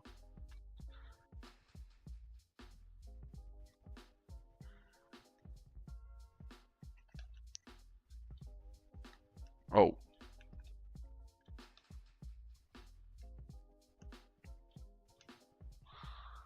Yep. KG with the assist. Getting it out to Stack.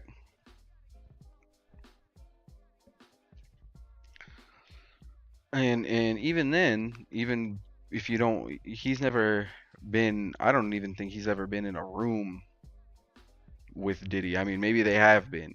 They were both in New York around the same eras. Diddy was in music. Trump was doing The Apprentice. Oh no. Splash. We is fucking shit up right now. So maybe they have been. There's no proof of that though. There's no pictures of them together or anything like that. So I'm not going to speculate all that. But there is pictures of him and another deviant that he was very close with. And I'll give you all a hint. He let this deviant host the first 2 WrestleManias in Trump Towers. That's right, y'all. If y'all don't know who Vince McMahon is, y'all should definitely look him up and see how close him and Trump had a relationship throughout the years. Trump even got to main event WrestleMania, I believe, one year against Vince McMahon, where they both got to pick a wrestler of their choice and got to represent them, and the loser had to shave their head bald, and it was all fun. Oh, got to see Donald Trump shave his head, publicly embarrass a billionaire. Ha ha, oh my goodness. Knee slapper. No, the shit was ass. Even back then.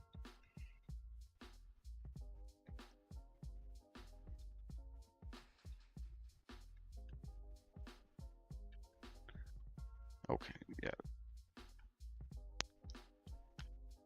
Yeah, foul me, son. You can't guard me.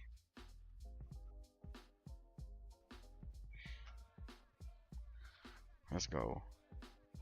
This is a KG type game. Goddamn, 23.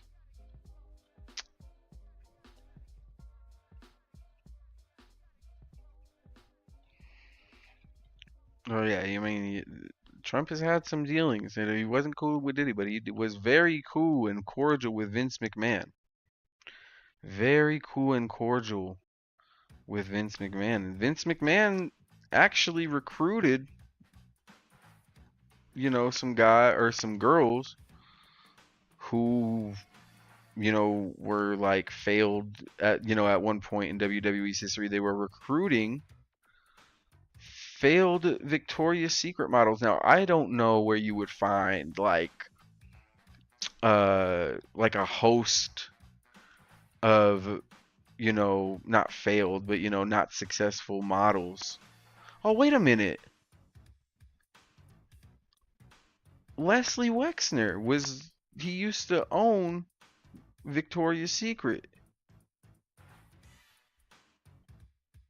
if I'm not mistaken, or be like he owned it or was a very successful financial advisor.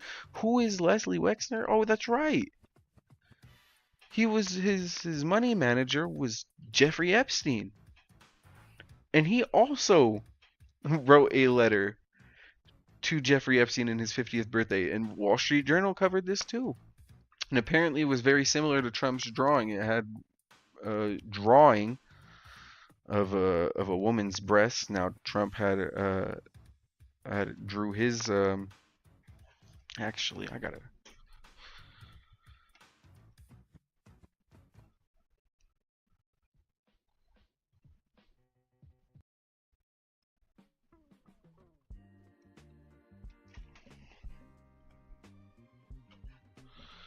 still hit the free throw. Let's go. Oh wait, no, foul. Foul immediately. We ain't even called a timeout yet. We almost done. I'm gonna go ahead and we've been at this almost 2 hours. Damn. Okay.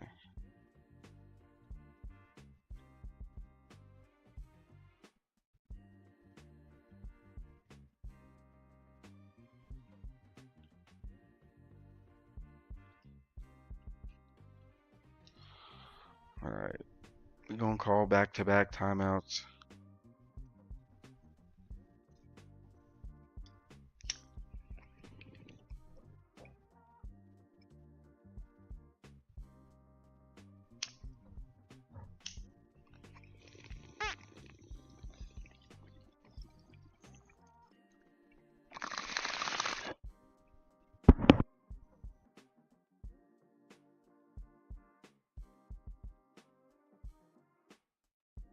Didn't hear that.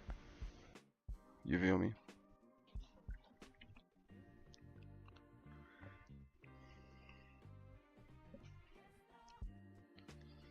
But yeah, I mean, Trump's connect. They pretty much described the letter that Leslie Wexner wrote to Jeffrey Epstein. It was very similar to the letter Trump, or yeah, to the letter Trump wrote to Epstein. Which, let me just point out the irony. Like, we haven't seen any like physical copies of these letters or anything like that. Oh, KG's missing that. We haven't seen any of this, right? So Trump is calling them a hoax and this whole thing a hoax, right? How ironic is it? Let me just point out the irony, y'all. Let me cook. How ironic is it that Trump's career actually launched and he kind of made a name for himself off of claiming that President Barack Obama's birth certificate was fake and that it was, it was a birther movement. He was the one pushing that narrative.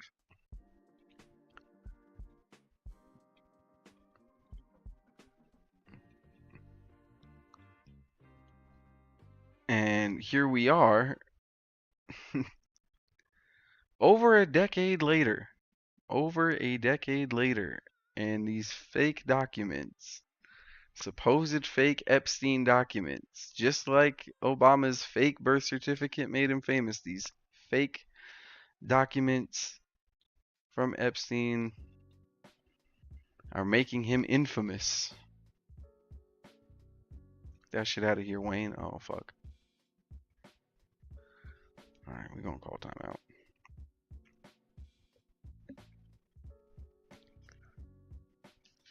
And that's what really got him like big politically. It wasn't he was trying to get into politics for years before that, and he even said in an interview in like the 90s or some shit that he would run as a Republican because they're one of the dumbest bases to run on. So I mean, sometimes got to call your shot.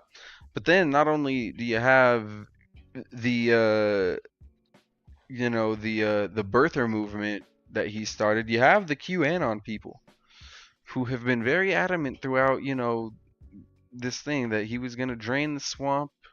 All of these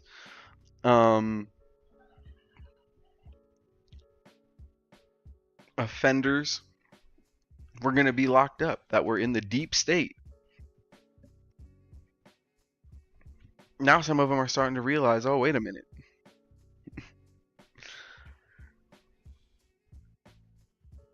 He might be part of the deep state, y'all. And that's the thing is QAnon sounded crazy as hell talking about like there was a uh, a uh, a crime ring under Planet Ping Pong. Oh, do I gotta call another timeout? Jesus Christ.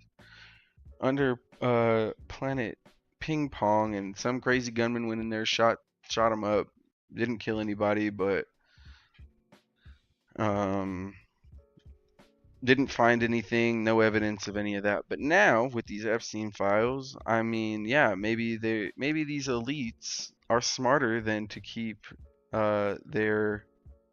Oh no, did this freeze? I have the ball. He's gonna call me. He hasn't started counting.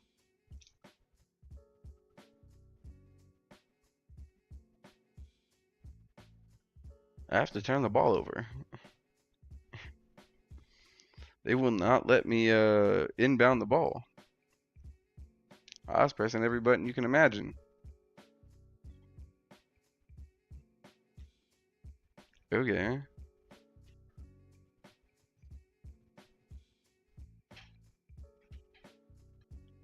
Yeah, nobody on the floor could guard Garnett tonight. That's for damn sure. If he gets like 3 assists in a minute, that'd be dope.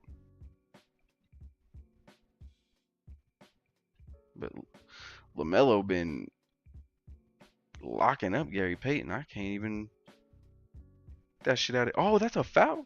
That's crazy.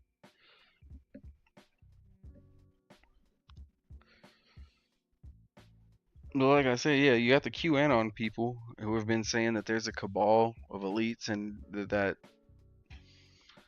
are running a trafficking ring of sorts, which now we kind of actually have some evidence of. Maybe it's not in Planet Ping Pong, but we now know that there was a whole island where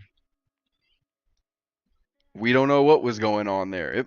The island might not have even existed at this point, goddamn. And that's what I was saying. Like, if there is no corruption, or if there is no blackmail, and there was no evidence, and there was no client list, and all there was flight logs to an island, doesn't sound very evil to me. Now, of course, we know there's more. Of course, we're like, nobody's stupid. We know what was really going on because there's victims, and a lot of them that have came out and spoken forward. Some of them haven't been believed, but that's neither here nor there. The convictions speak for themselves sometimes. You can look those up. You know.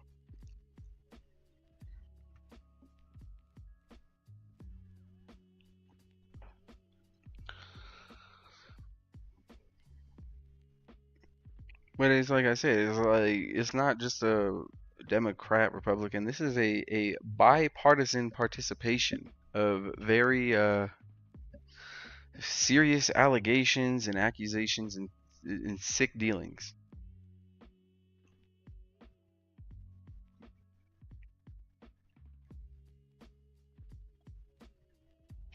And yes, I mean there is clear evidence that there is bipartisan participation in doing evil. You can ask I'm sure the Palestinians could tell you all about that if journalists were allowed in Gaza. But do it's like the Democrats have been trying to use checks and balances while this administration has been actively seeking to burn all of the checks and shift the balance of power in the government. Now, do I think like this scandal will wake more people up? I think it has woken couple people up actually. I mean, but it's kind of too late now, isn't it? Bro, on. Like, got immunity, got the Supreme Court on his side. This is what, everybody voted for, right? At least, well, not me, but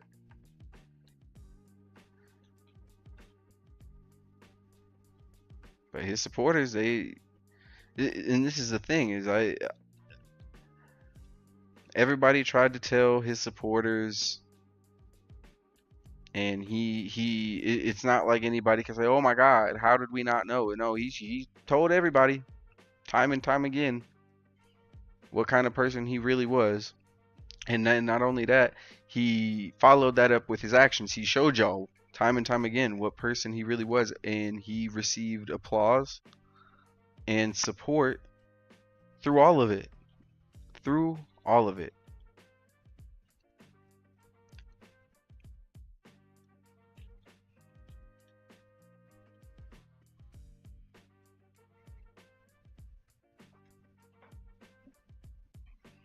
Like, he was a convicted felon who somehow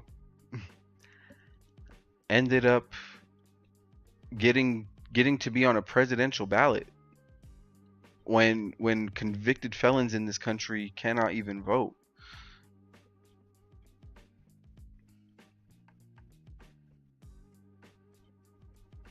But when you don't face any consequences for your actions, this is what happens.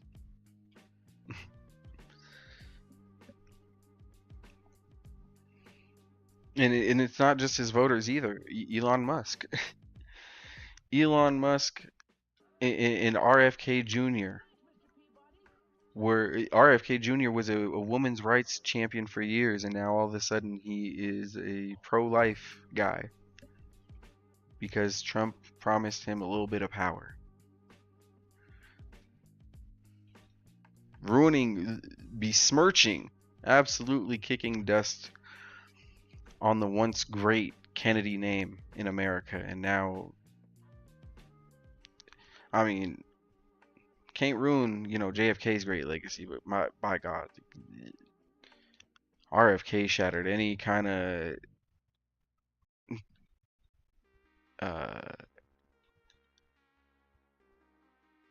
any semblance of believability that he had is gone. Same thing with Vance, Elon Musk, all them. Elon Musk is an immigrant billionaire who was backing Trump. Bought out Twitter, turned it into X, turned it into an alt-right cesspool, and then gets on Twitter, the company he bought, and told us all that Donald Trump is on the Epstein list. Now he walked that back, of course, because, probably got threatened by Daddy Trump. At least that's what they call him.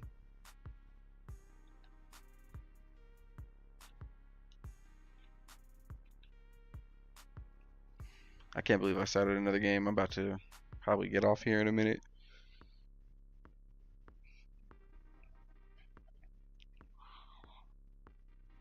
And not only that, like, if you believe that tweet from Elon Musk, what else do you believe? What other tweets can we believe from Elon Musk? Can he be believed when he said that Trump would not have won the election without him?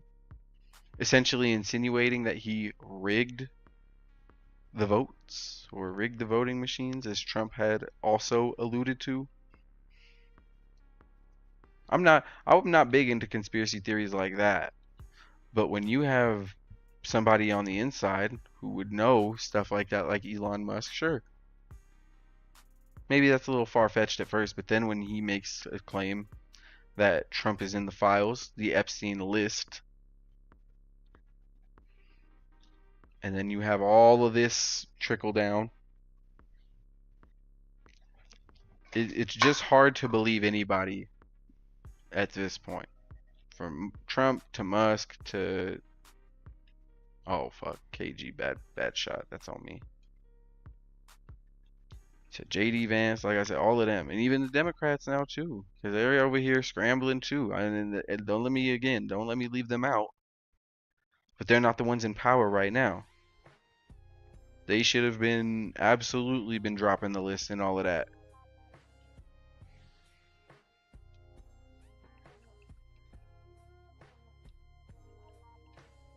And even then, like how much of a like, not a sham, but how much of Joe Biden's presidency was he really incompetent for before they finally pulled the plug and said, okay, Kamala is gonna be our girl heading into the next election, and we're gonna back her. And people can argue, oh my gosh, they didn't hold elections or anything like that. Yes, they did. That's what people hold midterms for. That's what you pick your vice president for. So kind of run shit when you're not there, but they don't have any real power until the president steps down. They kind of are just the president's right-hand man for anything. They don't get to make any like real big decisions though. They may have some input, definitely, but ultimately the decision comes down to the president. Like,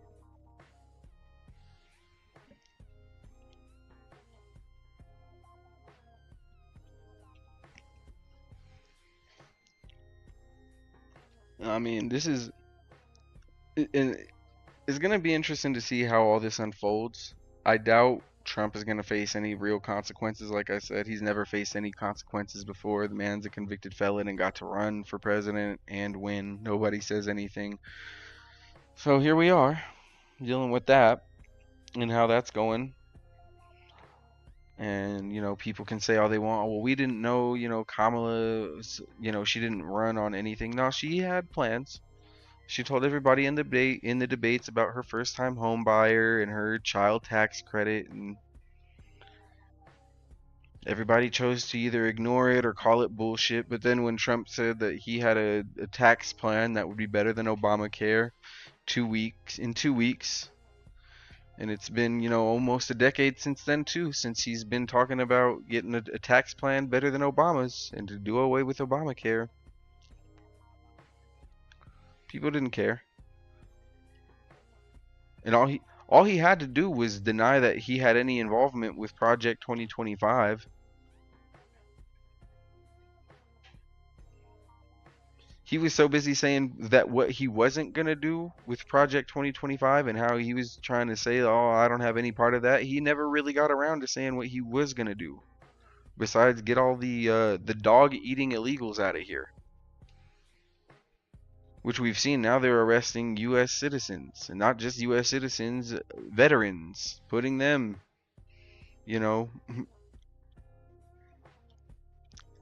taking them away from their families. Now they're trying to end birthright citizenship, or they ended birthright citizenship. So nobody's really a U.S. citizen no more.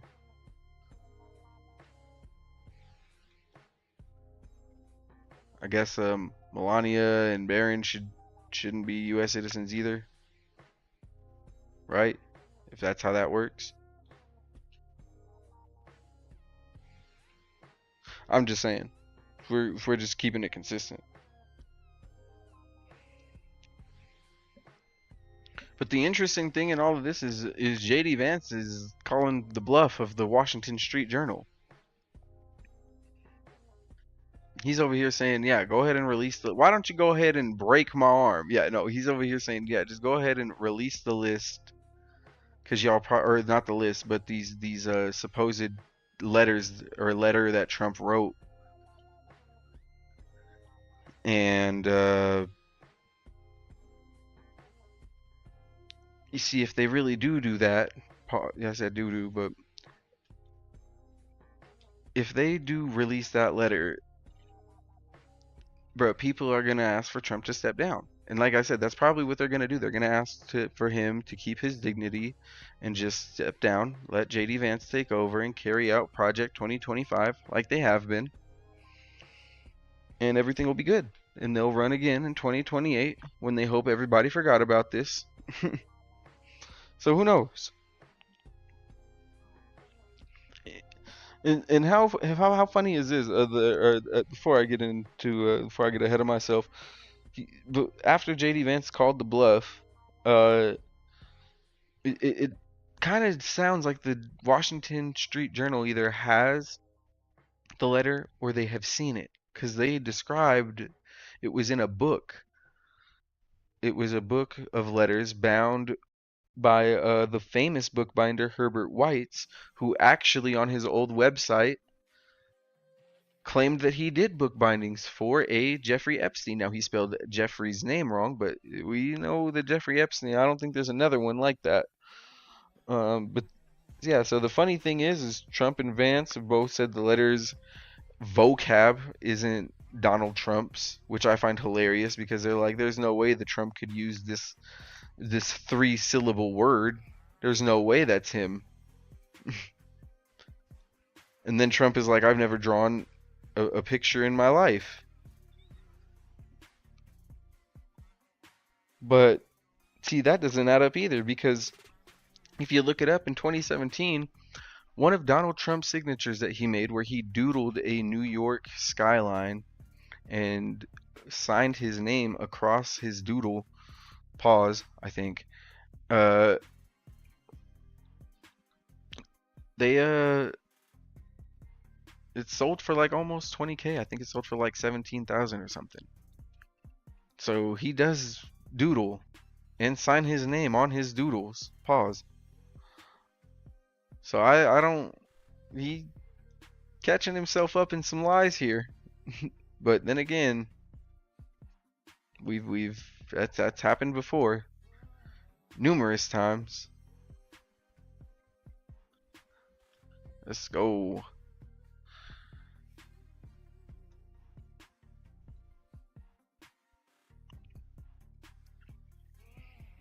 And so another interesting point in all of this, in this Washington Street Journal story, is that Trump knew that the story was going to break.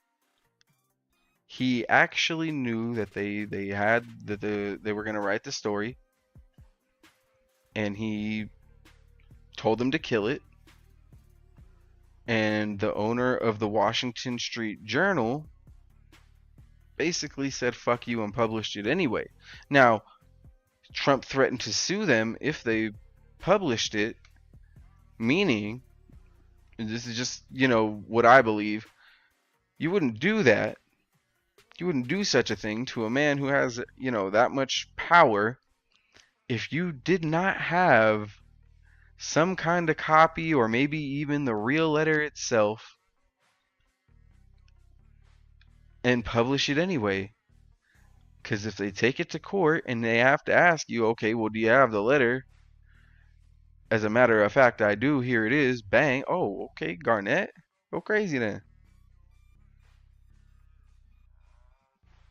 I gotta call timeout though. Fuck out of here.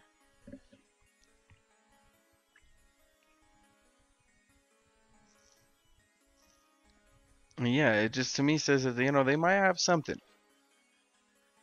Maybe not the real letter, but they might have a copy or something. Then damn, if that comes out in a court for the world to see, I mean, of course they're gonna settle out. Again, I'm not expecting any consequences, even if it does come out, or maybe they'll seal the documents. Maybe they don't exist at all. Just like, I don't know why Ghislaine Maxwell is even locked up. If there's no blackmail, if they didn't have a client list or anything. But the Wall Street Journal isn't backing down from Trump, unlike Paramount, who just gave Trump a $16 million lawsuit, or $16 million from a lawsuit that he filed that they said themselves that they could have won. It was a lawsuit without merit, is what they said. But Paramount is trying to get sold to a new owner, and they believe that settling this case with Trump will make things a little bit easier for them to, come to a conclusion on this deal. Now, Stephen Colbert called this out, and I'm going to just say, kind of paraphrase, not in his exact words, but he said that kind of when a company gives money to a government official, especially a high-ranking one, in order to do business, that sounds like a $16 million bribe. Especially if it wasn't even a defamatory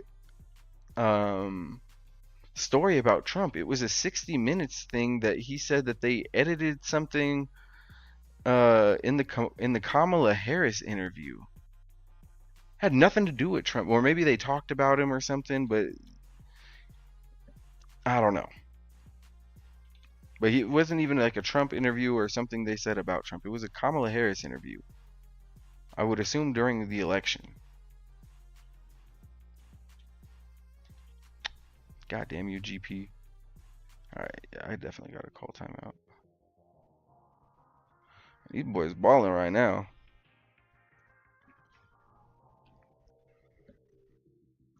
So again, like Stephen Colbert, he blew the whistle, said it live on his show, like it just sounded like a bribe.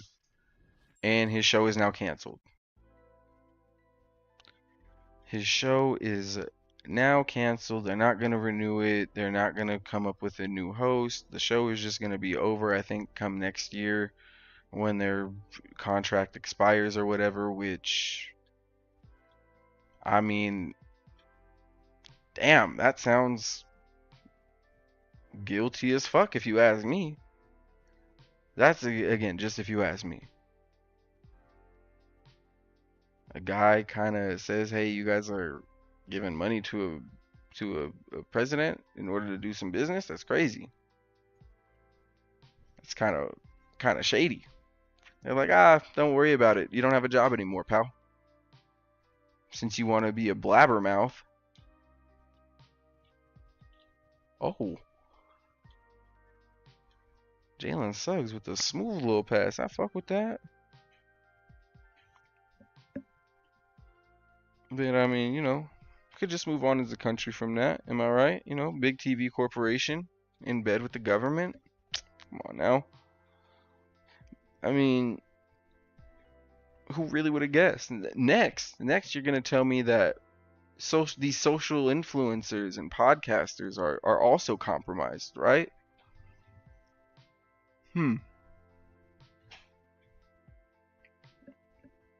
But that is a rant for another day, because TV's dying, television, and it's cable television at least.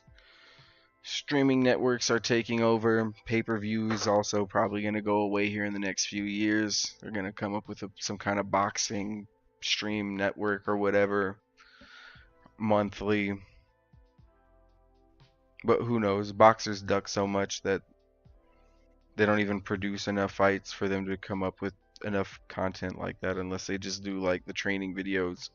And when they do the live events, they just skip all the bullshit training and intros and just get right to it. But who knows? Who knows?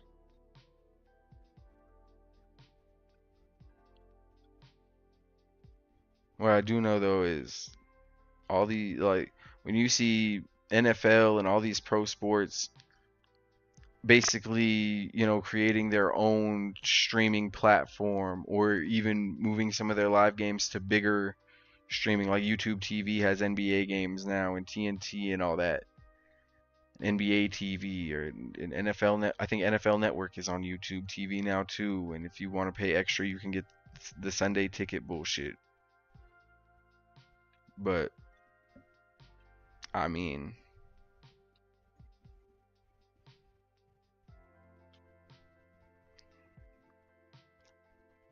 is it really worth all of it? I mean, you're paying just as much as you was for cable. and you still probably gonna pay either the cable company or your now uh, the phone companies out here selling people Wi-Fi. People trying to adapt and survive in this digital media streaming age and shit. We losing the recipe of a physical copy. But again, like I said, that's a rant for another day. I appreciate all of the viewers that I got. If you seeing this up on TikTok, run the likes up. If you seeing this up on YouTube, leave me a follow and a like. You know, maybe shoot me a comment or something up there. I'll be looking at my comments. If y'all ever wanna chime in and on a topic or whatever, or pick my brain on a topic, go ahead and shoot me a message or a comment. I'm always reading them. I may not see them right away because I be over here trying to game and shit. You feel me? Be trying to game, but I'm debating on simming the rest of this game. It's a close one. I ain't gonna lie. And I usually don't even stream for this long. My last couple streams have been long as shit. But I had so much to talk about. I feel like I finally got it all. I've been chopping it up with my homie all week about some of this shit. Even my older sister about this whole Nicki Minaj shit, bro.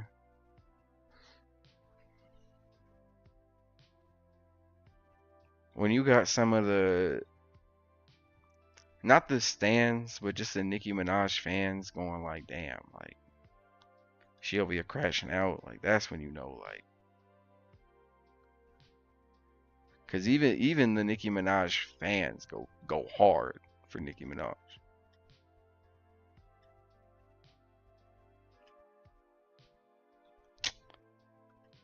Oh, okay, come on, sauce and cross. Oh, that's a good foul.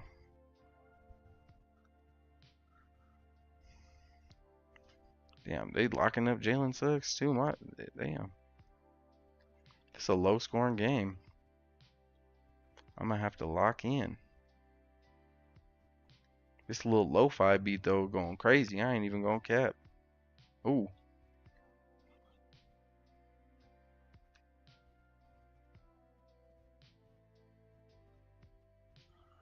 Ooh, Stack. Bang. You know if Stack got the ball, he's shooting that bit. Yeah, damn. X-Man, 0. Wemby, 0. Ooh. Oh, see, they defending all that bit. Oh, splash. Here we go, Jalen. Tie up the game right before the half, unless they score this bullshit. Yeah, I'm not. I thought that was Amen Thompson. I ain't even gonna cap with you. Splash that shit. I knew it too. I knew it.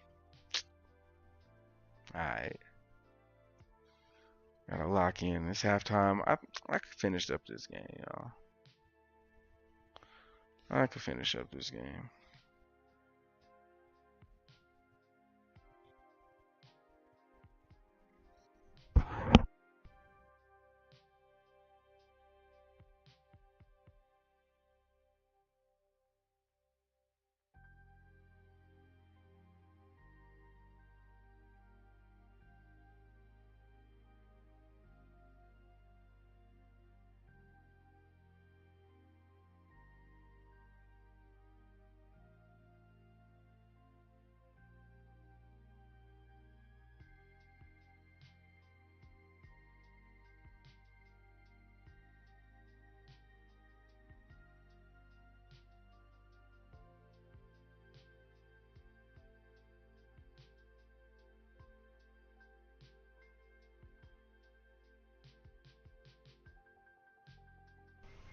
Yeah, y'all see that blockbuster trade? I did trade Chet. I had Chet and Wemby on the squad, but I made a few bold trades, and so now I got both of the Sabonis on the team, father son. I might have to go sign Gary Payton Jr. You know, have two father-son tandems. But I don't know where Gary Payton Jr. would fit in on this team.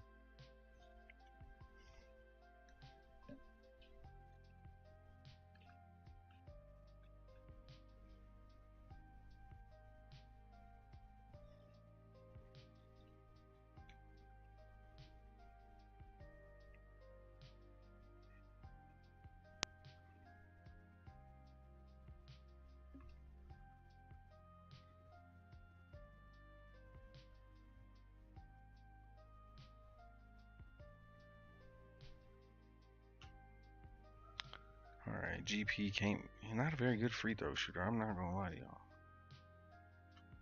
But I'm definitely gonna have to lock in.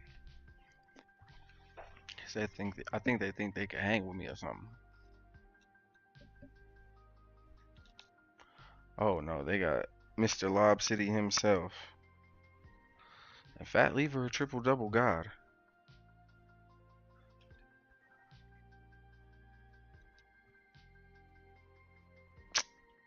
That's not really who I wanted, but GP gonna hit that midi. He gonna hit that midi. I know KG had a rough start to this game, but we gonna get him a triple double this game. If they hit their next shot, I'm gonna call timeout. If they don't, oh well. Yep. KG with the rebound. I'm gonna ask. Oh, he don't got the dimes like that. I gotta. Who's on him? Oh, Blake. He might not be able to bully Blake like that. Thank God West can't shoot no fucking threes. But yeah, no, that's pretty much all I got on my chest today, y'all. I got nothing else to really talk about.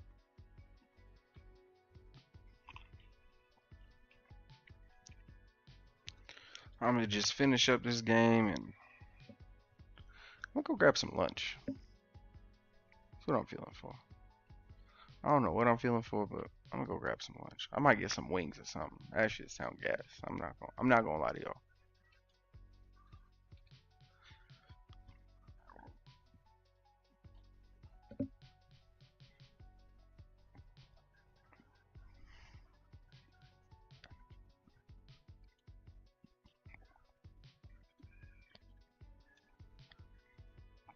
Ooh.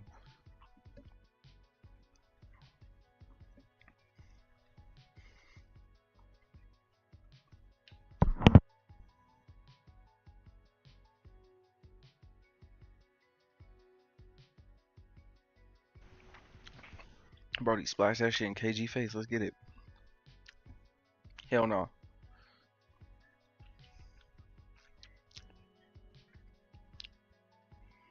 Okay.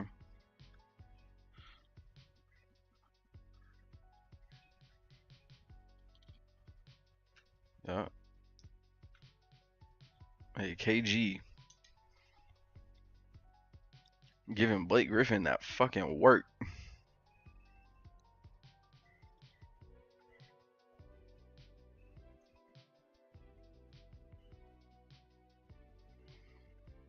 Oh, KG, come on.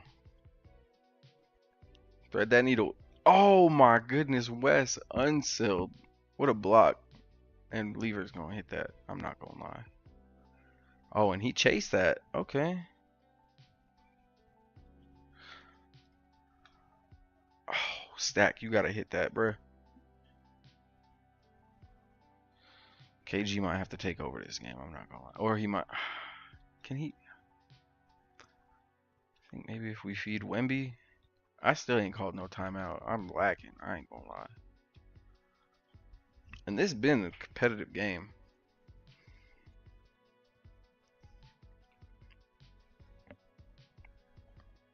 I cannot believe I just did that. I'm not gonna lie to y'all.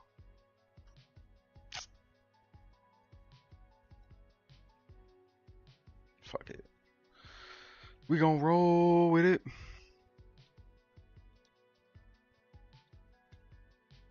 Oh yeah, no, they blocking. They will not let KG distribute the rock effectively. They will not. They seeing all the passing lanes coming. All that shit. They is not having that. Oh, Wemby, get your big ass to the basket. Fuck.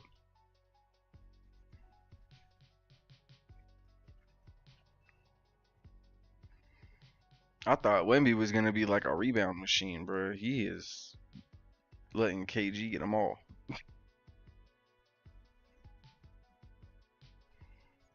But then again, if I let KG, get every rebound if he wanted them, not even going. You call that shit out like Melo is mine. Get the fuck out of here. Yeah, it's mine, Lord.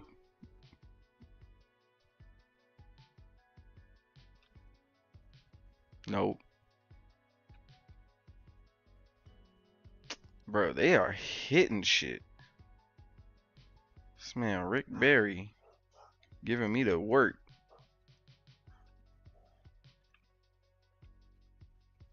Okay, you get the fuck out of here, son.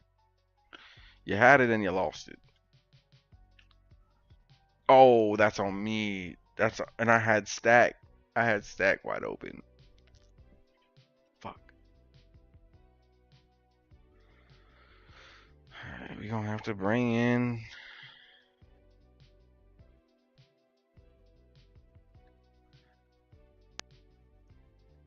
You know what? Let's give Santi Aldama some burn. He ain't gotten a lot of shine. So let's get the young fella some reps. He's a little big to play that other forward spot, but it's all good.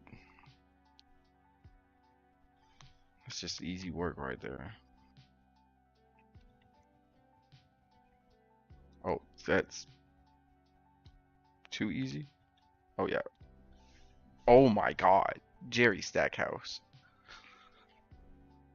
Bring the fucking house down, sir. And we still got to call this last time out. I was going crazy on that piano. No, sir. Nope. And we'll call that timeout. Yeah, that's a great block by Wes.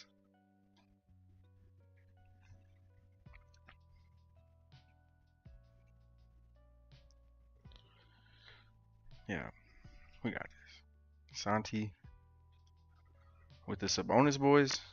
Whole bunch of everything foreign. DiVincenzo, I think you Italian. But you're also a ginger, so I don't know. That bullshit out of here. Jalen Suggs. I think he's the only American. Gang. Oh! DiVincenzo ain't got the burner this time. He left that shit at home. Ain't nobody on the bench scored. Goddamn. That's probably why we down. Usually my bench go crazy, but not this game apparently. Been doing a whole too many pick and rolls. Just cut to the basket, Santi. Fuck it.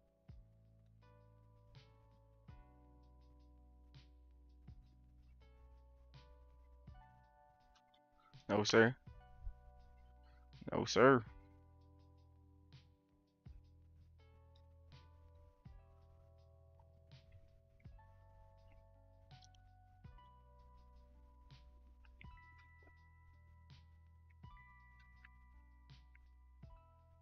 Nope. No, sir. Word.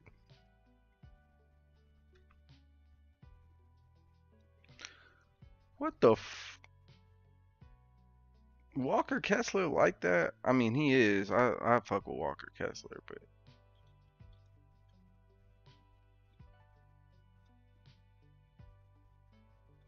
ooh, it's that midi. But goddamn, we gotta play some defense, yo. There we go. Count on Jalen Green to take a bad shot. That's for damn sure. We gonna let Sabonis and his son run the offense. Okay, wait.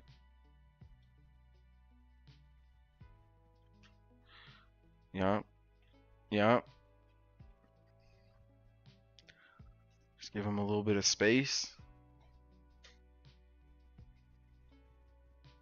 Not today. I thought he was getting it out to Kessler. I should have known. Rick Barry ain't got nothing on me. Okay, Kessler is out here.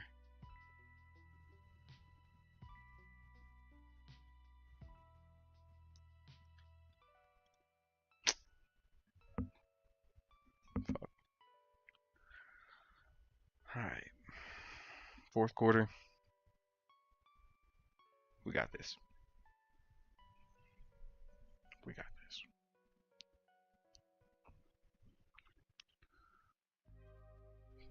Ooh. Yeah, no. Definitely highlight of the day. We're going to go ahead and take this early timeout.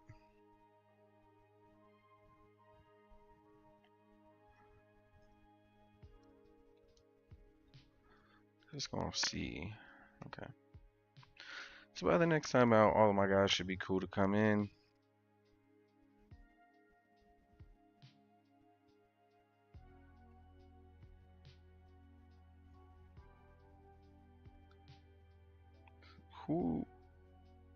Whose man's is that?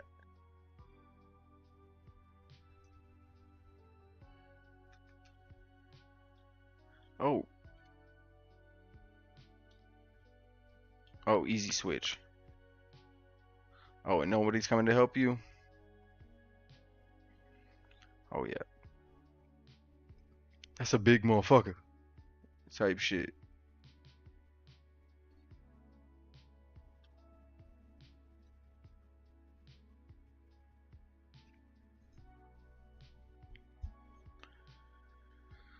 Okay. Oh.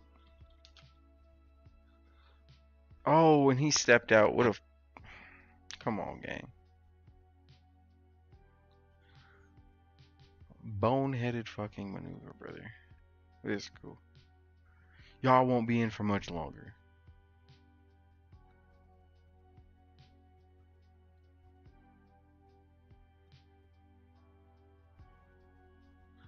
Y'all letting the guards out rebound y'all. I don't know how I feel about that game.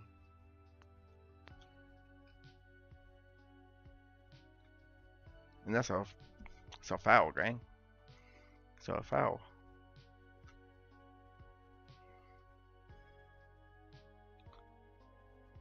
Oh no. Oh. Whew.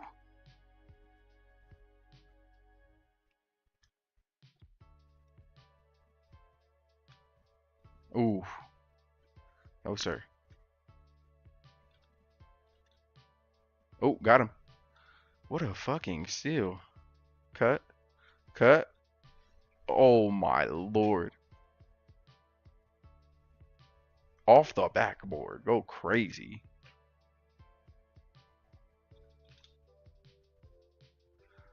Jesus. Oh, stat got.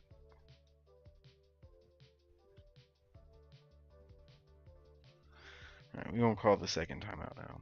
And we're gonna bring in that man.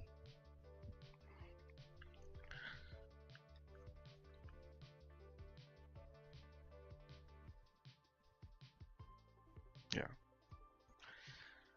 That crazy ass man. Kevin Garnett.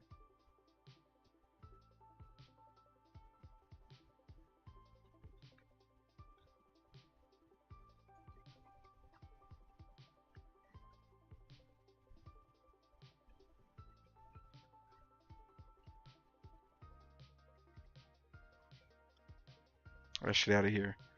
Get that weak shit out of here. Looks like we're gonna run away with this game in the last couple minutes unless they can start just... I don't know. Rick Barry been hitting some fucking clutch shots for these motherfuckers, though. Can't hold them. Jalen Green can't guard Stack. Period. Can't guard him.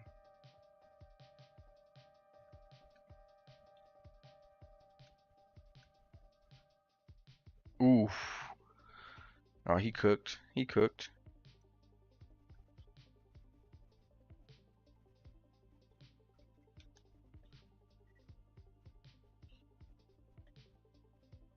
And that's an and one. Let's go.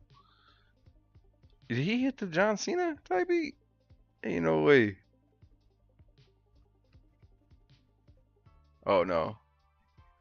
He just hit the Tiger Woods. I thought he hit the little can't see me type shit. It's and one though. Bang. And that's Garnett's fourth.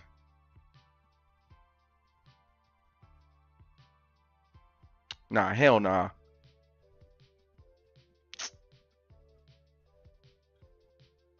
Shoot that bitch. Splash. It's over. It's over.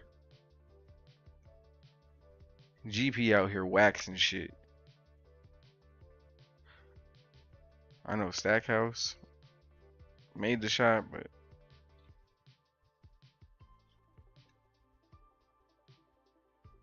oh my goodness. Yep, there we go, Wemby.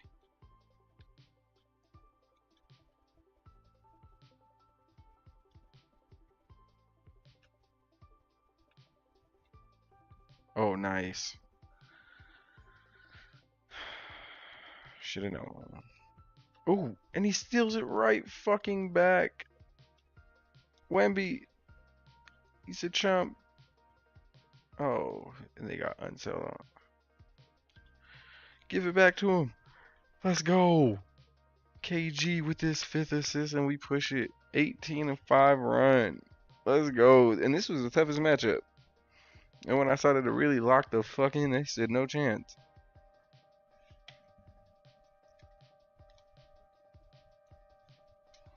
Alright, y'all need help. Y'all ain't gonna get none because ain't nobody tired. Ain't nobody tired.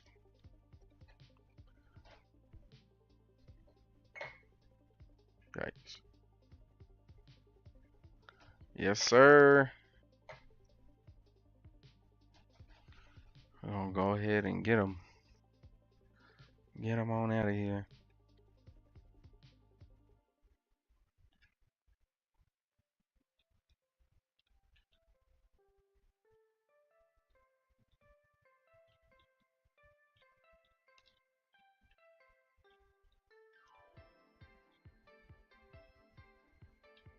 Oh, that's off.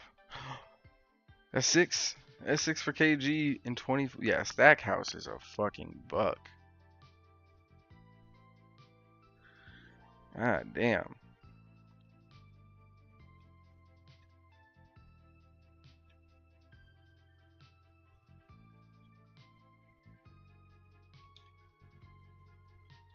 Oh, stop. Yeah, no, that's too easy. That's just disgusting. KG to Wemby.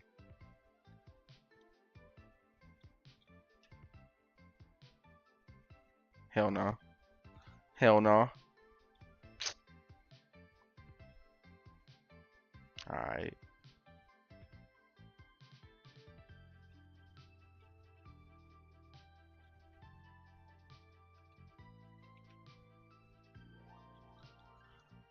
Oh, jeez. Yikes. That was... I tried to do some saucy shit and got caught up.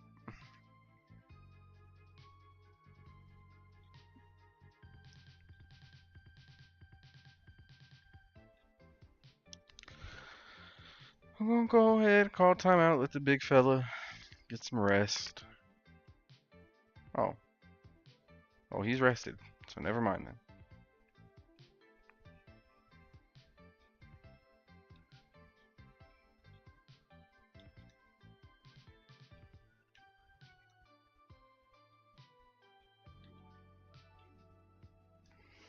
There you go. KG. Sharing the sugar a little bit. Now the next 2 minutes, it's about to be hell on them. Because now I'm just about to let KG and Stack just do all the work.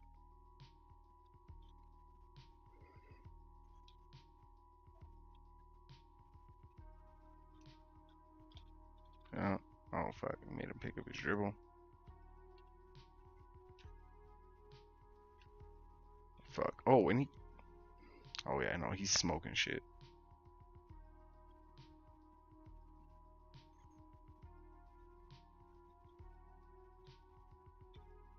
Oh, and good foul. But we smoked him this quarter, so I'm gonna go ahead and waste his last time out because ain't no real reason.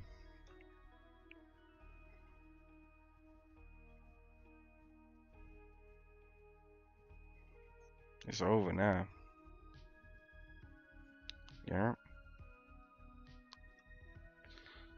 And I would like listen, y'all. I'm gonna play 2K for a little bit more because I'm not gonna lie to y'all. I'm really gonna try to get good at Age of Empires. I'm gonna try to. Will it happen? I don't know. Will I be good at it? I don't know, but I'm gonna try and put in some time. I'm gonna get the world time. My biggest uh question or fear is like because it's real time strategy, so I gotta like focus on what the fuck is going on while trying to get some of these topics out that I really do be wanting to talk about. So then that's why I kind of play 2K and like sports games and other or mindless games in general.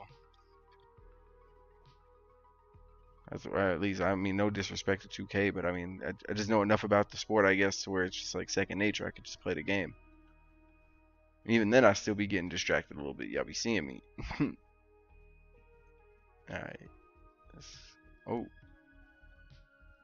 That's not a foul? Okay.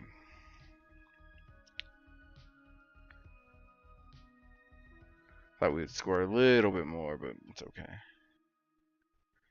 Garnett with 22, 9, and 8 is insanity. I want to see if we can maybe get one more. Nah, fuck. KG comeback gang. Yeah, there we go. Okay. Oh, got him. Got him. It's over. Imagine up with Stack. Like, bruh. It's over.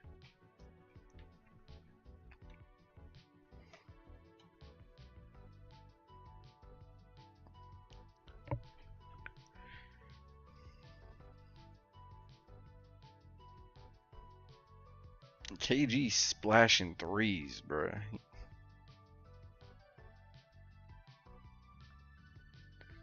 See, and if I shot threes a little bit more with Stack, that would have been. But Wembanyama didn't even really shoot that many threes, but it's all Gucci. We got 3 games, 4-0 out the way. 3 games. Stackhouse and Garnett got 38 apiece. Garnett got another 38 burger. If it's not him getting 30 plus, it's Stackhouse. Oh yeah, we going crazy. Through 4 games.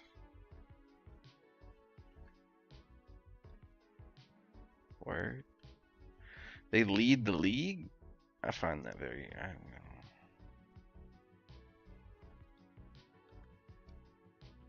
They have the most points total? Oh fuck, where's the absolute? There we go. They do. It's Stackhouse and Garnett by, oh, well I guess not by that much. That'll probably change after this day. Nope. Not by a mile anymore, but we still got it.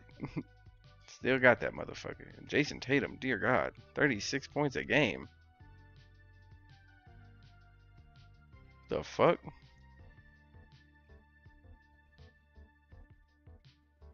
Alright, we might have to watch out for bro.